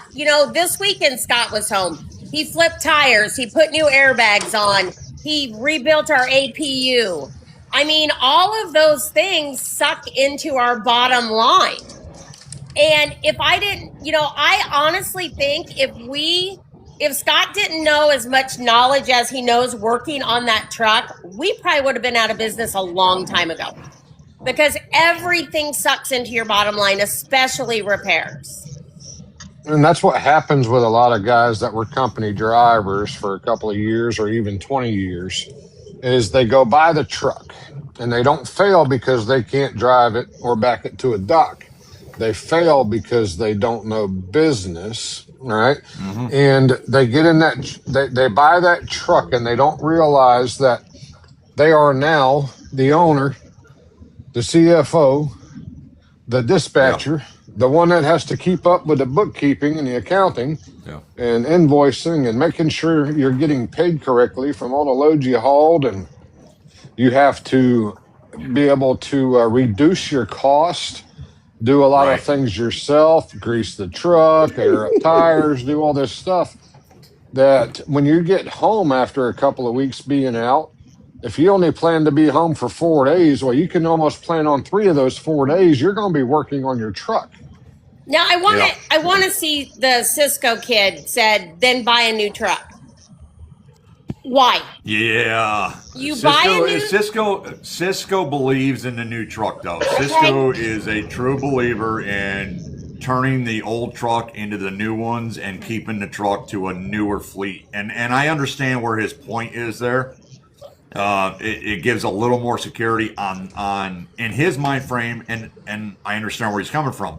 It gives him a security that truck has still got the warranties and all the rest of the stuff on it, and he can explain it better if I can get him up here in a box. And I get that. But me, I invited Cisco into a box.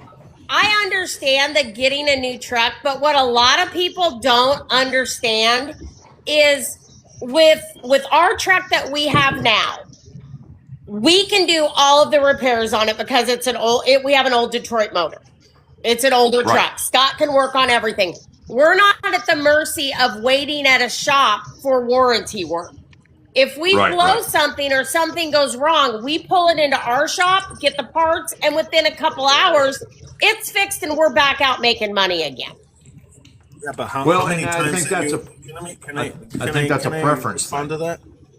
Yes, go ahead.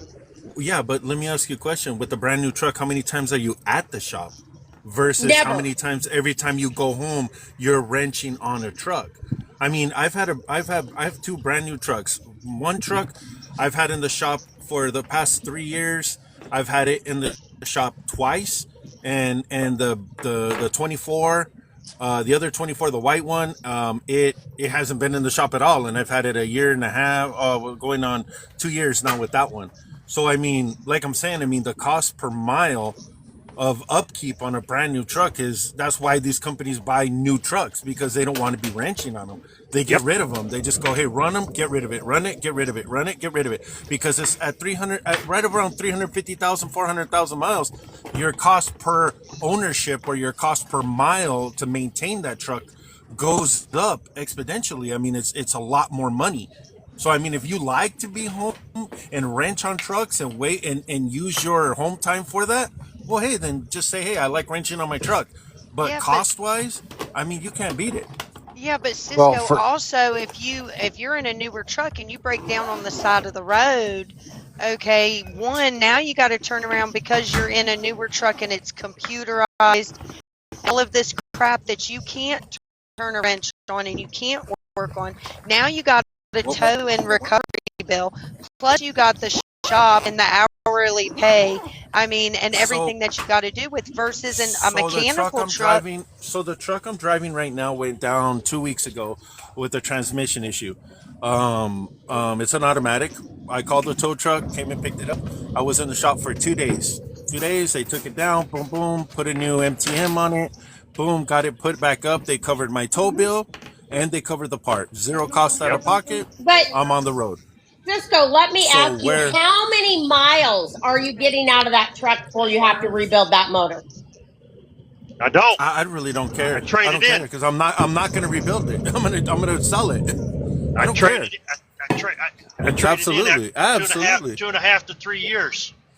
Yeah, I have a 48-month note on this truck. 48 months, 4 years, it's gone. It's out of my fleet. I'm getting another one to replace it, brand new. See, and I want something that when I turn that key and I go down the road, I want to make money. I don't want to be wrenching on a truck. But see, and we don't mind it. You know, we wrench on the truck for one, but see, we're not out on the road for a long period of time. The job that we do, we leave on Monday mornings, we're home Friday afternoon. And then we spend the rest of the time Friday working on the truck, and then we go somewhere on Saturday and Sunday. I think this is. Go ahead, buddy. If that is what you guys choose to do in your business, by all means, go right ahead. I mean, I've owned used trucks. I mean, I've been doing this 25 years. I will never buy a used truck again. I mean, I'm done with them. I mean, all they do is nickel and dime the shit out of you. I mean, and that's it. I mean, that's all they're good for is just nickel and dime, nickel and dime, nickel and dime, nickel and dime. I mean, when the Kenworth guy came to my office and he goes, you know what, Cisco, buy one truck. Just buy one truck. He goes, I guarantee you that truck is going to be your moneymaker. And you know what? The guy wasn't lying. He said, you'll never buy a used truck again. And he is absolutely 100% correct. I will never buy another used truck again. Everyone has their own opinions. You know, our truck has been a damn good truck. You know, we wrench on it Friday afternoons, and then we turn around and we go have our free time on Saturdays and Sundays. I think this goes back to we talked earlier. This is about the two different types of truck drivers that are out here, between the ones that see it as a means to an end and those that see it as a lifestyle. I think this is the same concept. I think you're going to have it's not necessarily division, but I think you're going to have those that prefer the older trucks. Myself, I prefer the older trucks over the new ones. Spoiled Squirrel and Scott. We prefer the older trucks, but there's a thing, we're consistently maintaining them. It's not like we're running them into the ground or continuously being maintained.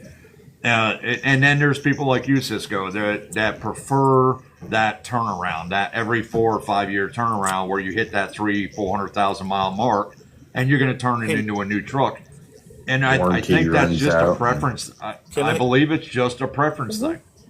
Can I push back on that, though, a little bit, Matt? Yeah, I'll push back a little bit. So everybody who wrenches on their truck when they're home, why don't we ask our kids, hey, what do you think about me wrenching on my truck when I get home? Ask your wives, what do you think about me wrenching on my truck when I get home? I mean, I'm pretty sure these are the kind of things that I think people, like when you say the lifestyle, and this is why I think truck drivers have such a problem in relationships, because not only do they go out on the road for 2 or 3 weeks at a time and then go home just to wrench on their truck. It's like the truck becomes everything, and there's other things to life than wrenching on trucks and how many gears can I float, and how many. There's a business aspect to this, and this is where again we've had this debate, Matt, you and I, where the culture of trucking, that lifestyle, and the business of trucking are two different things completely. Now I don't, and I'm not bagging on anybody who wants to live that lifestyle, but you know what? I'm going to tell you something. When I go home, I want to step away from the fucking truck. I'm sick of the truck. You know what I'm saying? I don't want to go home and have to deal with it. Cisco? We've been in this business 29 years. we step away from that truck every damn weekend our kids are grown now, but when our kids were growing up, we would spend a half a day wrenching on the truck, get it ready to go, and then we'd go to the lake and go camping all weekend. So, Well, I mean, who says you can't have it both? And not only that, Spoiled Squirrel and Cisco, instead of going out there and turning wrenches on the truck by yourself, how about you do it like old heads used to do it and have your kids come out there and teach them to turn those wrenches with you. Teach them. No, I mean, teach them what you're doing. Then that way they understand and they appreciate. Your truck is your bread and butter. That's what's putting the roof over that family's head. That's what's putting the food in their mouths and the clothes on their back and the cell phones in their hands. I don't disagree with that. I don't disagree with that. I'm just saying that I think family dynamics suffer from trucking. Our truck has put 2 kids through college. One just got her master's degree, and our other daughter's getting ready to graduate with her RN. But we still had the lifestyle we chose 29 years ago was not a lifestyle of being on the road 3-4 weeks at a time. The job that we took was leave Monday, home Friday. And it has worked out incredible for us because we found a wonderful niche that we love to do. And we make good money doing it. I don't work. I stayed home and raised all our kids. I mean, you just have to find that niche that works. But we never gave up that family time with our kids because of that truck. Exactly. See, and I think this is where individualism. I think this is where individualism is. This is where we're gonna, and it's not an argument. It's actually a really good discussion. But I think this is where individualism plays a big part. This is where each driver has to look at what's important to them. For me, and I'm one of very few anymore, I think, and I think our numbers are getting smaller. But, being, like I said earlier, being out on the open road is where my sense of freedom is. That's where I can be more myself than anywhere else. And it's not against my kids. It's not against my wife. It's just where I can be me and be free to do so. Where I don't have to hold back. Where it's the freedom of the road. There is something out there that calls to some of us. It's not for everybody, but your it's place some of of us. Peace. I can agree with that. It's an escape. It's almost like an escape from things. And let's be honest, Matt, though, I mean, and this is what I'm saying, and I'm not disagreeing with what you're saying. I mean, I absolutely am not here to start a debate whether the trucking lifestyle isn't for everybody. It is for some people. Oh, no. It's actually a good conversation, though. I've always told people that if you want to get in the trucking industry, if you want to become a truck driver, it's not something that you go do while you find something else. It's either a love or hate relationship. Either you're going to love it or you're going to hate it. Yep. The thing is that, but the big but here is that I know Spoiled, I'm not sure what your name is, I apologize, but Spoiled Squirrel. Spoiled Squirrel, I am sure, whether you want to admit it here or not, that there's been arguments in your home with your husband about him going on that truck and going and wrenching on it and something like that. I can almost guarantee, I've been doing this 25 years. Matt I've been through 2 marriages and 2 divorces. And there's been times where, and nobody's going to tell me that these arguments don't come up in these relationships. You know what I mean? Where you know what? I'm not saying that they're just not. Honesty out there. Mm-hmm. I've been married. This is my 4th marriage.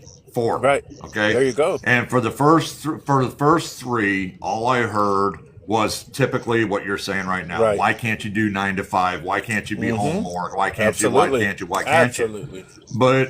But the thing is, like in Squirrel's case, and I think her and I have a lot in common. I think myself and Sheila have a lot in common with her and Scott. That's her husband.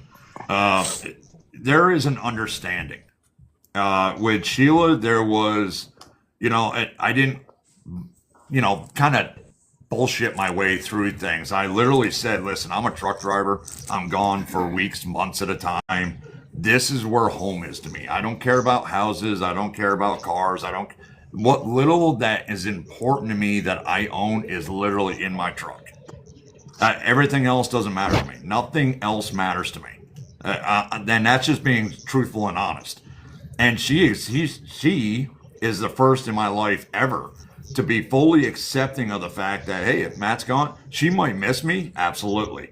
She might call me up one day and say, I wish when are you going to come back through? Are you going to come back through? Can you swing by the house? As soon as I can.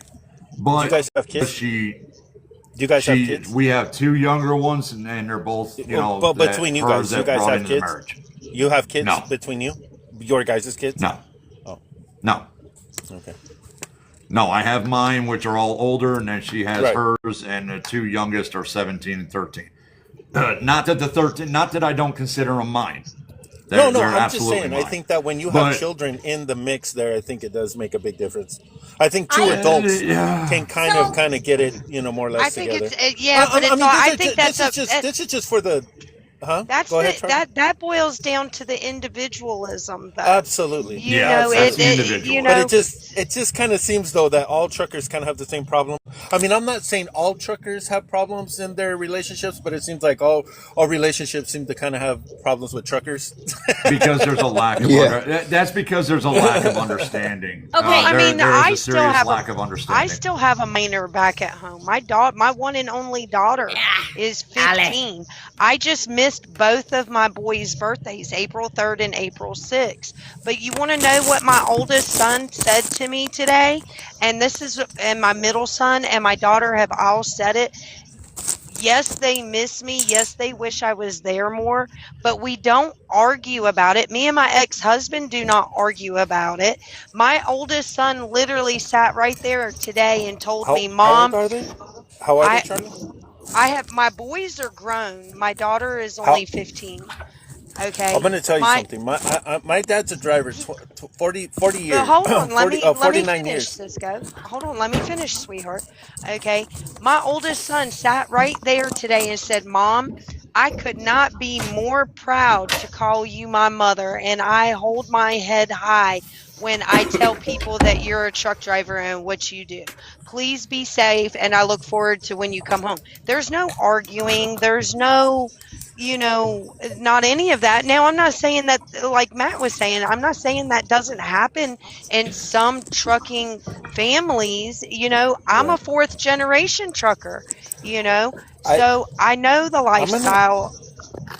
I'm going to push back a little bit again. You always push back, dear. We expect I know, and I'm going to.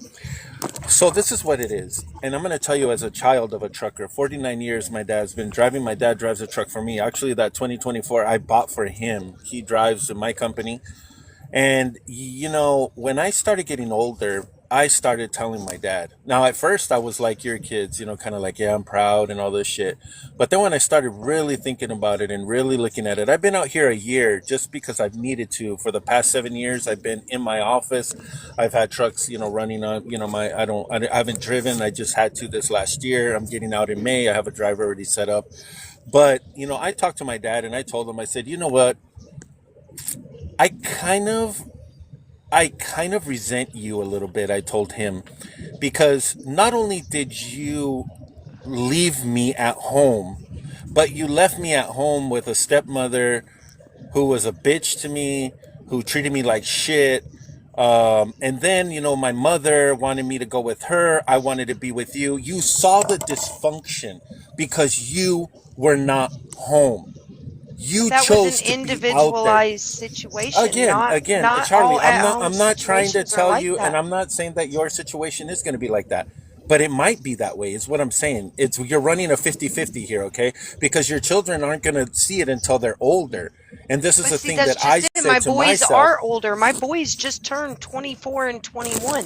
I'm a grandmother. Okay. So I'm talking a little bit in my 30s. I'm not saying that. I'm just saying that this is something that as a child of a trucker, I always promised myself that if I was going to be in this industry, that I would not do that to my children.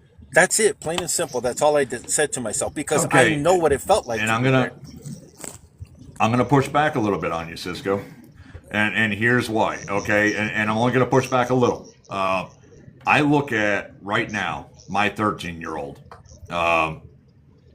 literally in the last week is developing his own. He wants to develop his own lawn care business. A little push mowing thing, but he made himself flyers and all of that because he sees what my work ethic has produced.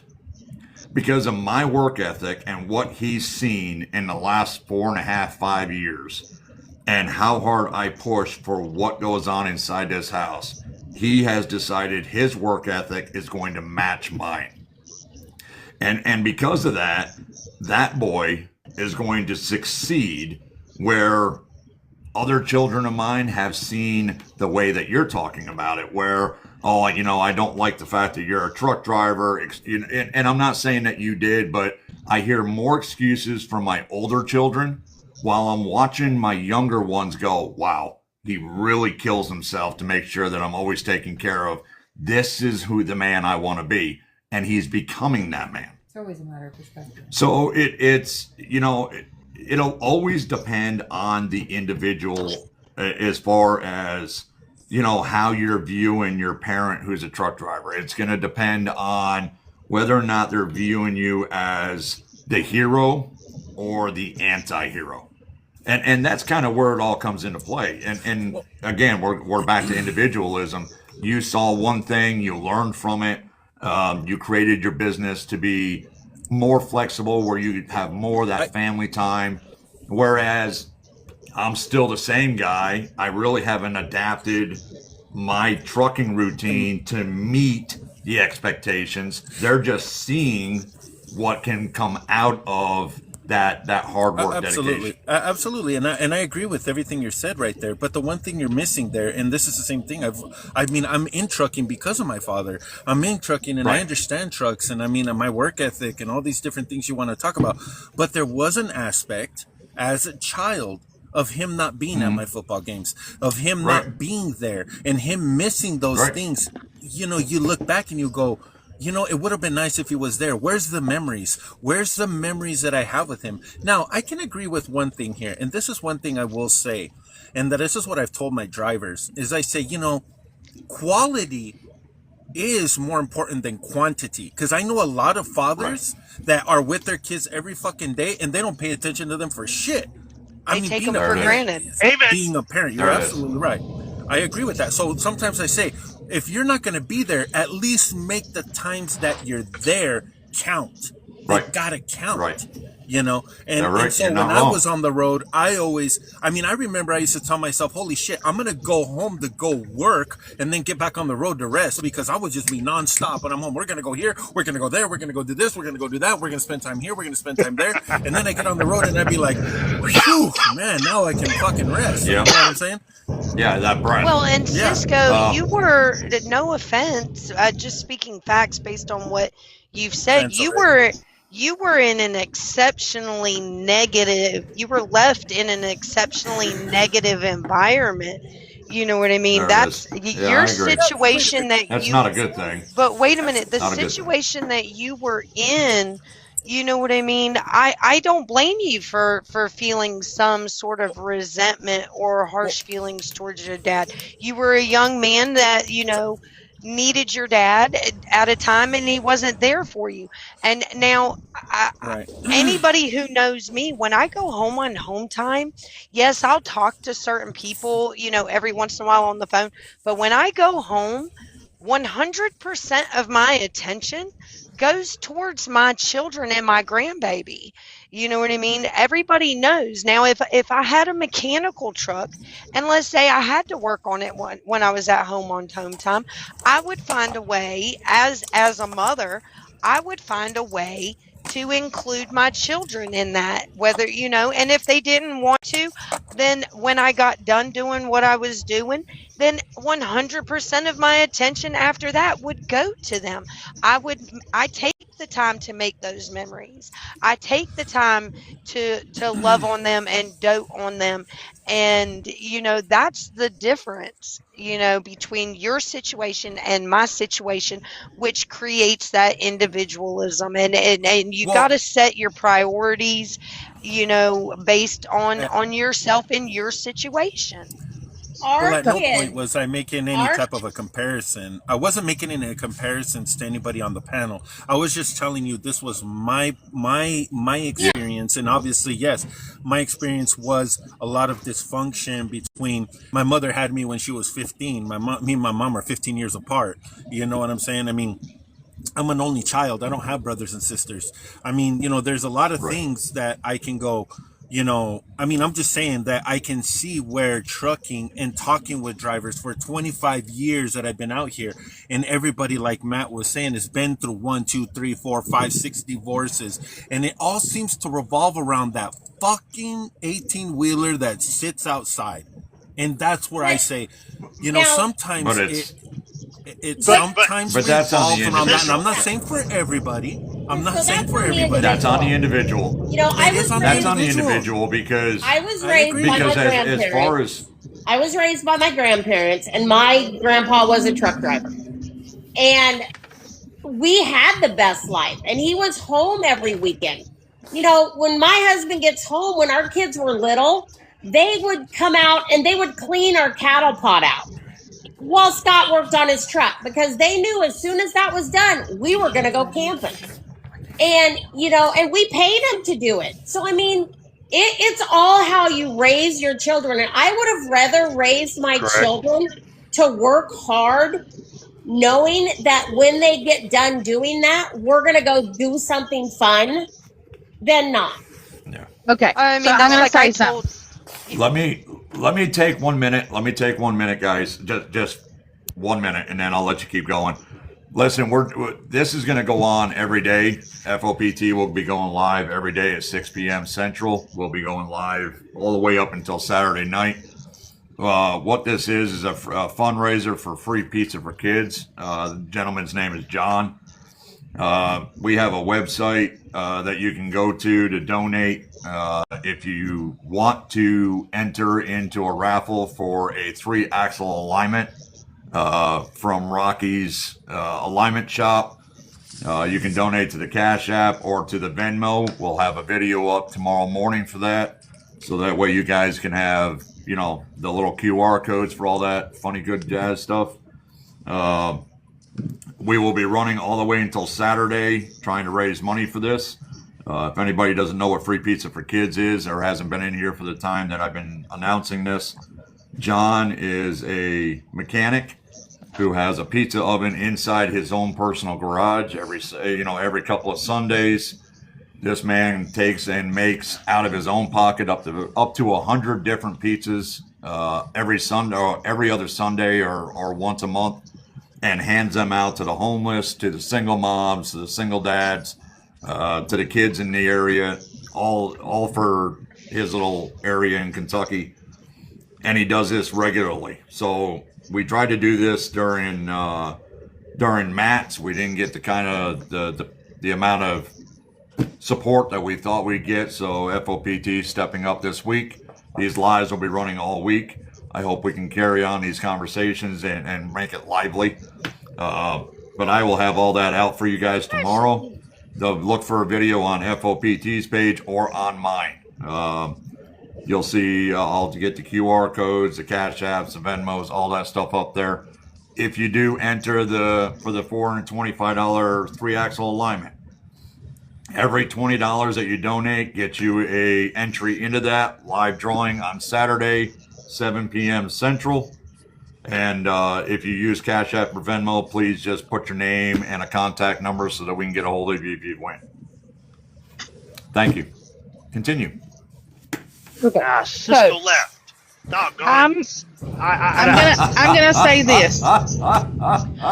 Being a several generation in trucker at this point, remembering what it was as a child, and then knowing what it is that I think when you've done it as the trucker's kid, and then now you're doing it as the trucker, it resonates a little different, because as a kid you didn't understand what mom or dad was going through, and then when you go out here and you step your foot into that role, I respect my mother so much more now than I ever did as a kid. And can I say that I was raised respecting her and my grandfather and all the other ones that came before me that were truckers. But were there times that I resented her because she wasn't there in the moment and I needed her? Yes. I also feel that today's day and age, there's not a lot of missing out like there used to be. If there's a ball game or if there's a, like my kids in choir, they can literally FaceTime me and I can see all of it. And then I have the ability to talk to them afterwards. Where my mother didn't necessarily have that with us or my grandfather with them. He had to go to truck stops just to make a phone call. So, yes, is there still resentment there? I mean, I can't see how we could fully pull that out of any of that.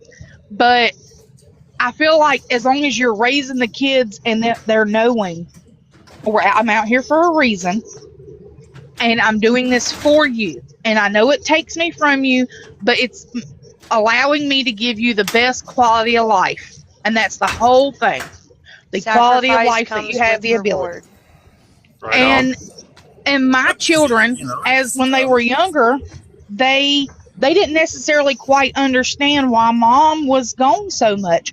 But now that my kids are about to be 19 and about to be 8, I got an adopted daughter that's about to be 19. I got one that's about to be 18 and one that's about to be 17. All of these kids know mom's out here for a reason. She's not out here playing games. Why are long distance phone bills outrageous? That's why you have a cell phone with an unlimited plan. I mean, back in the day they were. In the day, yeah. Back in the day. Remember my dad calling me too. I mean, calling the house, and man, we had like $600-700 phone bills. Yeah. So if you go based off of what it was when we were a kid, let's say with my grandparents that were truckers or my mother and my stepdad who's all drivers, it was different for them than it is for us now. Now, does it necessarily make kids not miss us as much? No, they're going to miss us. But now we have the ability to, my kid FaceTime me and tell me all her drama and get to see my face and us. Because come on, once they get to teenagers, they don't want to have much to do with us any damn way. Get for real. Like, they want to talk to you when they want to talk to you, and then they don't. So, yes, there's always going to be trauma there. I don't think it matters. I don't think it matters what profession you're in. If you don't because the mom could be. If you don't spend time with your family, there's going to be dysfunction, period. There's going to be marriages. There's going to be divorces. There's going to be resentful children. I don't think it matters whether you're in trucking or whether you're a lawyer or whether you're a doctor or it don't matter. If you don't take the time to spend with your family and to make the memories and that quality time, there's going to be all of that negative stuff. We can't blame it all on trucking. It all boils down on the individual driver and like you're saying, Allie, what kind of work ethic are you displaying for your children? Some sacrifices come with reward, and it's like sometimes distance makes the heart grow fonder. So when I do come home, my 15-year-old daughter, instead of going and spending every single day with her girlfriends, she's wanting to spend it with me. Whereas back when I was home every single day, I hardly ever talked to my daughter. She never wanted to spend any time with me. My kids remember their mom pre-driver. Like, they remember the struggle. They remember we were on food stamps. They remember we had to do all these things to just survive. They remember sitting with me at the food bank because I've been there. We were struggling. Me too, girl. Me too. I couldn't afford. I don't know how many times I had to tell my daughter, no, sweetheart, we can't go to Starbucks today. I can't buy you a $6 or $8 Starbucks Frappuccino because Mama don't have the money right now because I gotta, I've got this bill, I've got that bill, and I'm only making this much money. But now that I'm out here, you know what I mean? If any of my children need anything at all, I can provide it for them.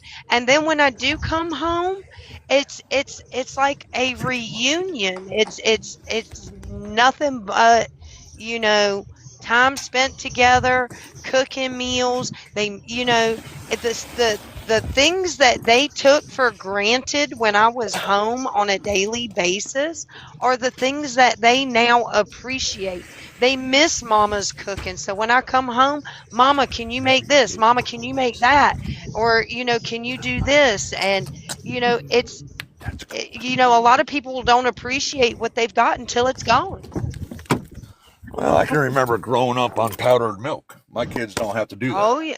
Hey, my mom. Goodness. Yeah, the powdered milk was the worst. You ever tried to eat cereal with the powdered milk? It never tasted right.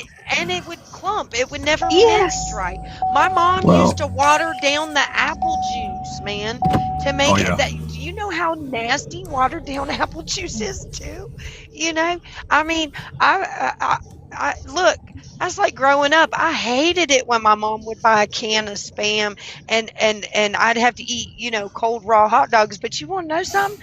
Nowadays, hell, I got a can of Spam in my thing now. I mean, Government. It just all boils down to, setting your priorities and, I hate that you had that experience, Cisco, if you're still in here. I hate that you had that experience growing up. But we all experience what we experience for a reason. The thing of it is, though, I lost my dad 30 years ago. But Cisco is working with his dad like me and my dad. And I had the same situation kind of like Cisco did. But now Cisco has got his dad working with him. So, in a way, it has changed roles over life, and that's one thing you got to take a look at. And I give him gratitude for it. I would give everything right now to have my dad out here with me right now doing what we started. Yeah, I lost my dad. I lost my dad back in '87. He was a tanker yanker, and I still got my uncle out here. My older brother is a trucker. I had several uncles that were truckers. And, I don't know about spoiled squirrel or Allie, but as females growing up in trucker families, I'm like you, Allie. I'm a multi-generational trucker, too. Growing up, when my uncles and everybody came home off of the road, I was allowed to climb up in the truck, and I was allowed to play with the switches and pull the air horn and everything like that. Girl, but I was never in a cab over. Yeah. How many times I fell over that damn thing in the middle trying to get in the bunk because my papa wouldn't slow down. I know. But you know what? I was never allowed. Who of us doesn't want that giddy up go song? Who doesn't want their dad to, there it is. Okay, you understand it. You listen, there's two versions to Giddy Up Go. There's the original, and then, of course, the follow-up where he bumps into his son and they're both truck driving. And they pull out of the truck stop again. Who doesn't? I would love to have my old man back out here on the road and him and I running back to back up and down the road, but it's not going to happen. No. You know what though, Big Bird? You know what though, Big Bird? He's riding shotgun, dear. He's riding shotgun. I know. He's out here with me every day, all the time, with me and the wife, and I know, but it's just. I see what Cisco is saying, on that part, but right now his dad is with him, working with him, or working for him. Either way, it is. That's the time to take and enjoy knowing what's going on that part, because one day it's not going to be there. And even though he's looking at that part there, he wasn't there for the ball games and all that. He's there right now. With him. And Brett's got a point too. Our kids are going to be out here. Any one of us that's got kids, not all trucking families, whether it carries on generational, but I got a 13-year-old. There's a good possibility he's going to be running a rig. Oh, same with my daughter and my granddaughter. I've already told you guys. My daughter was mad at me. She didn't go to MAPS with me. Yeah, there's a possibility that when my Zeke gets old enough, that old boy's going to be in a Peterbilt right behind his old man, and we're going to be running and tearing up highways. My adopted daughter that's 19, She graduates, and I've already got her signed up for CDO school because that's what she wants to be. She wants to be a truck driver. Hey, Allie, my 4-year-old granddaughter, the only thing she wanted for Christmas was her own. She thinks grandma's out here squishing monsters in her monster truck. So there you go. The only thing, because she didn't understand exactly what I was doing, and when I would go to leave from home time, she didn't want to go back to my son. She would throw a tantrum, and she was always scared that there was monsters in the dark room, and she wouldn't go in there. So I finally told her one day, I said, Grandma's got to go squish all the monsters out there before they can get back to Florida and get to you. And for Christmas, this past Christmas, the only thing she wanted was her own monster squishing truck. So I went to the Petro and I got her that 379 bull hauler, and she loves dinosaurs. I filled the bull cage, with dinosaurs. And would you know that yesterday when I was FaceTiming, the whole family was together. They were all at my ex-husband's, grilling burgers. I got to see all three of my kids and my granddaughter on FaceTime. And my granddaughter, when they pointed the camera at her on Easter, after all of the Easter gifts that she got and all the additional stuff, she was in the living room playing with that freaking bull hauler truck. And she absolutely loves it. My 15-year-old daughter, I'm getting ready to swing through when I get done out here out west. I'm going to swing back through, pick her up. She goes out on the road with me, and I wouldn't bring my 4-year-old granddaughter out on the road with me, but my teenage daughter, she's going to go to the Chrome Shop truck show with me. And then this summer when school is done, she wants to go out west. She wants to see Arizona and New Mexico and Texas and Wyoming and Oregon and Washington. She wants to see and learn what it is that Mama's doing, and I won't bring her out in the wintertime, but I will in the summertime, Oh, I remember my nephew when I very first started driving. I was probably about a year in, and he was dead set on going with me. And I'm like, well, come on. And we went to, I'm from North Carolina, so I had a load going what part of North Carolina are you from? Salisbury. There's a Loves and a Pilot there. Oh, I know exactly where Salisbury is. Mercy. I lived up in Taylorsville, not freaking 30 minutes from you. Well, we just bought, this past year we bought a house in, where is the new house? I've only seen it 3 times. I can never remember where it's at. We bought it in January of last year. We've seen it 3 times. Where is it? It's so, I don't know. It's somewhere about 30 minutes north of friggin' Salisbury. Only because I want to tell you where it's at. I cannot remember. Allie, do you know give where me 10 minutes. at? You know where Grifton's at? You're up by Winston-Salem. Yes, the new house is up by Winston. But where in the new house is north of Winston, where I grew up, south of Winston. But I took him in the truck with me. Now, his parents, I love my sister, but, she had some issues as a mother, some drug issues as a mother, and his father wasn't no better. And I think he was 12 or 13 at the time. And I took him with me, and little fucker pissed in my bed. Oh, God. And I took him to the freaking shore. We went and seen the ocean in Florida and everything else. We went out to eat. Little fucker pissed in my bed. All I can remember was him asking me when we was going to shower. I didn't understand why he kept asking me when we was going to shower. Well, once I take a 30-minute break, we're going to run in the shower, son. What is going on? And then I went to go to bed that night. My bed was wet. Oh, my God. I'm like, kid, no the fuck you didn't. No the fuck you didn't. He's like, I didn't mean to. I get it. It's all trauma-based. But dang it, kid. But he wants to be a truck driver. He graduated, and he's about to go to school, too. So, he works at Chester's Chicken at the damn Loves. He's like, I'm tired of seeing all these drivers coming here and all this money they're making. I got to do it, too. Well, I don't know what else to tell you, baby. You got to go to school. Mm-hmm. Yeah, I won't bring no little one out here. Y'all know how dangerous it is out here. Hell, I get nervous bringing my daughter out. But at the same time, bringing her out, it allows her to to see firsthand what it is that Mama is doing. It allows her to see firsthand why I love what I do, and sorry, squirrel moment. So going back to what Big Bird was saying a while ago about how he wished his father could be out here with him.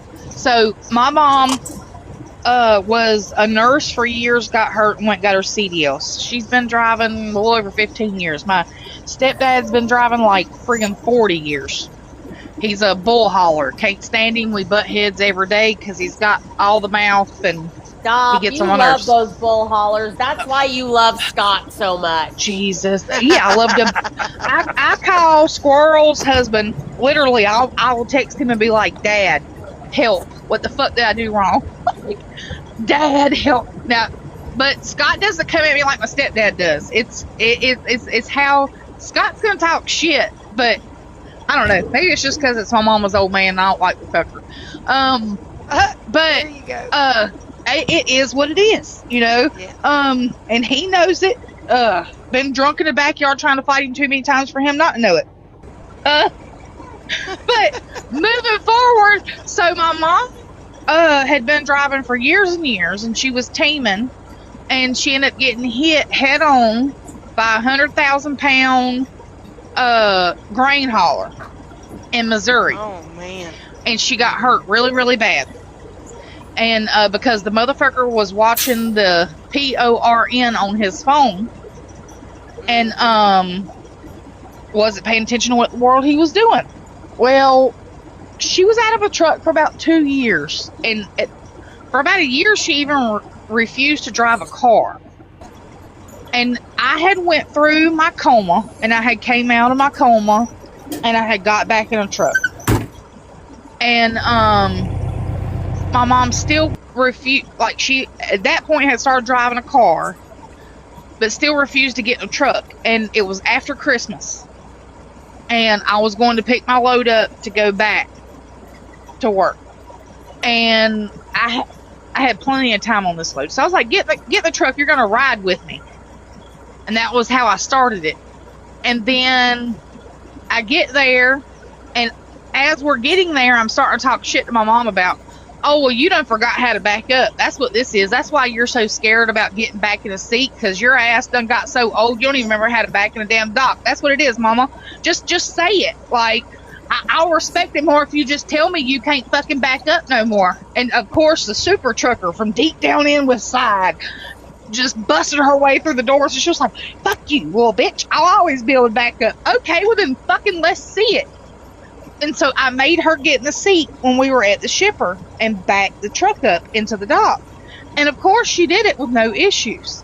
So once she did that, I got back in there. I was like, okay, well, you're going to drive us home. We were in Charlotte. We weren't doing nothing but Charlotte, North Carolina. I mean, Charlotte and Salisbury. You had 45 fucking miles. And, but all her confidence after getting hit, it was like it went out the wayside. And so I'm like, I don't know, the way my family works, you got to talk shit to get somebody to listen to you. So I'm going to talk shit, and I'm going to get her riled up so that she'll do it, just because her pride's not going to let her not do it. And got her back. My mom, yeah, I got my mom back in the saddle. After that, within 3 weeks, she had a job. And now, granted, she was local. Awesome. Granted, she did go local. Allie, you can get me back in the truck, because I've been sitting at home for a month now. I mean, hey guys, I do want to say it has been an absolute pleasure talking with all y'all tonight, but I got to go to bed. I got to get up at 3 a.m. Oh, that's too early. Somebody else better do I got to it. go. We're I gonna got to cut it go. out, guys. I got to hope go get a y'all trailer. I hope y'all swing by again tomorrow. We're getting ready to hit the road ourselves. So you guys have a amazing night. Hope to see y'all back here tomorrow. This has been a great conversation. Amazing. And again, we're going to be back all week for the free pizza for kids. And with any hope, we can get John in here over the next couple of nights and talk a little bit about what he does. Yeah, I'm going to give him a call tomorrow and see if he can come on tomorrow evening sometime. And look for a video tomorrow, folks. If you're interested in donating, that video will tell you exactly how to and what to do. And don't forget, there is a 3-axle alignment by North Florida MD Alignment, Mr. Rocky up there, that is up for grabs on Saturday. So, I appreciate all of you. It's been an amazing conversation. I loved hearing from all of you guys. Hope to see you again tomorrow night. Night, guys. Good night, guys. Have a good night. See y'all later. All right. Yeah. Bye. Hey, y'all have a good one. I'm Big You Bird. too. I'm out.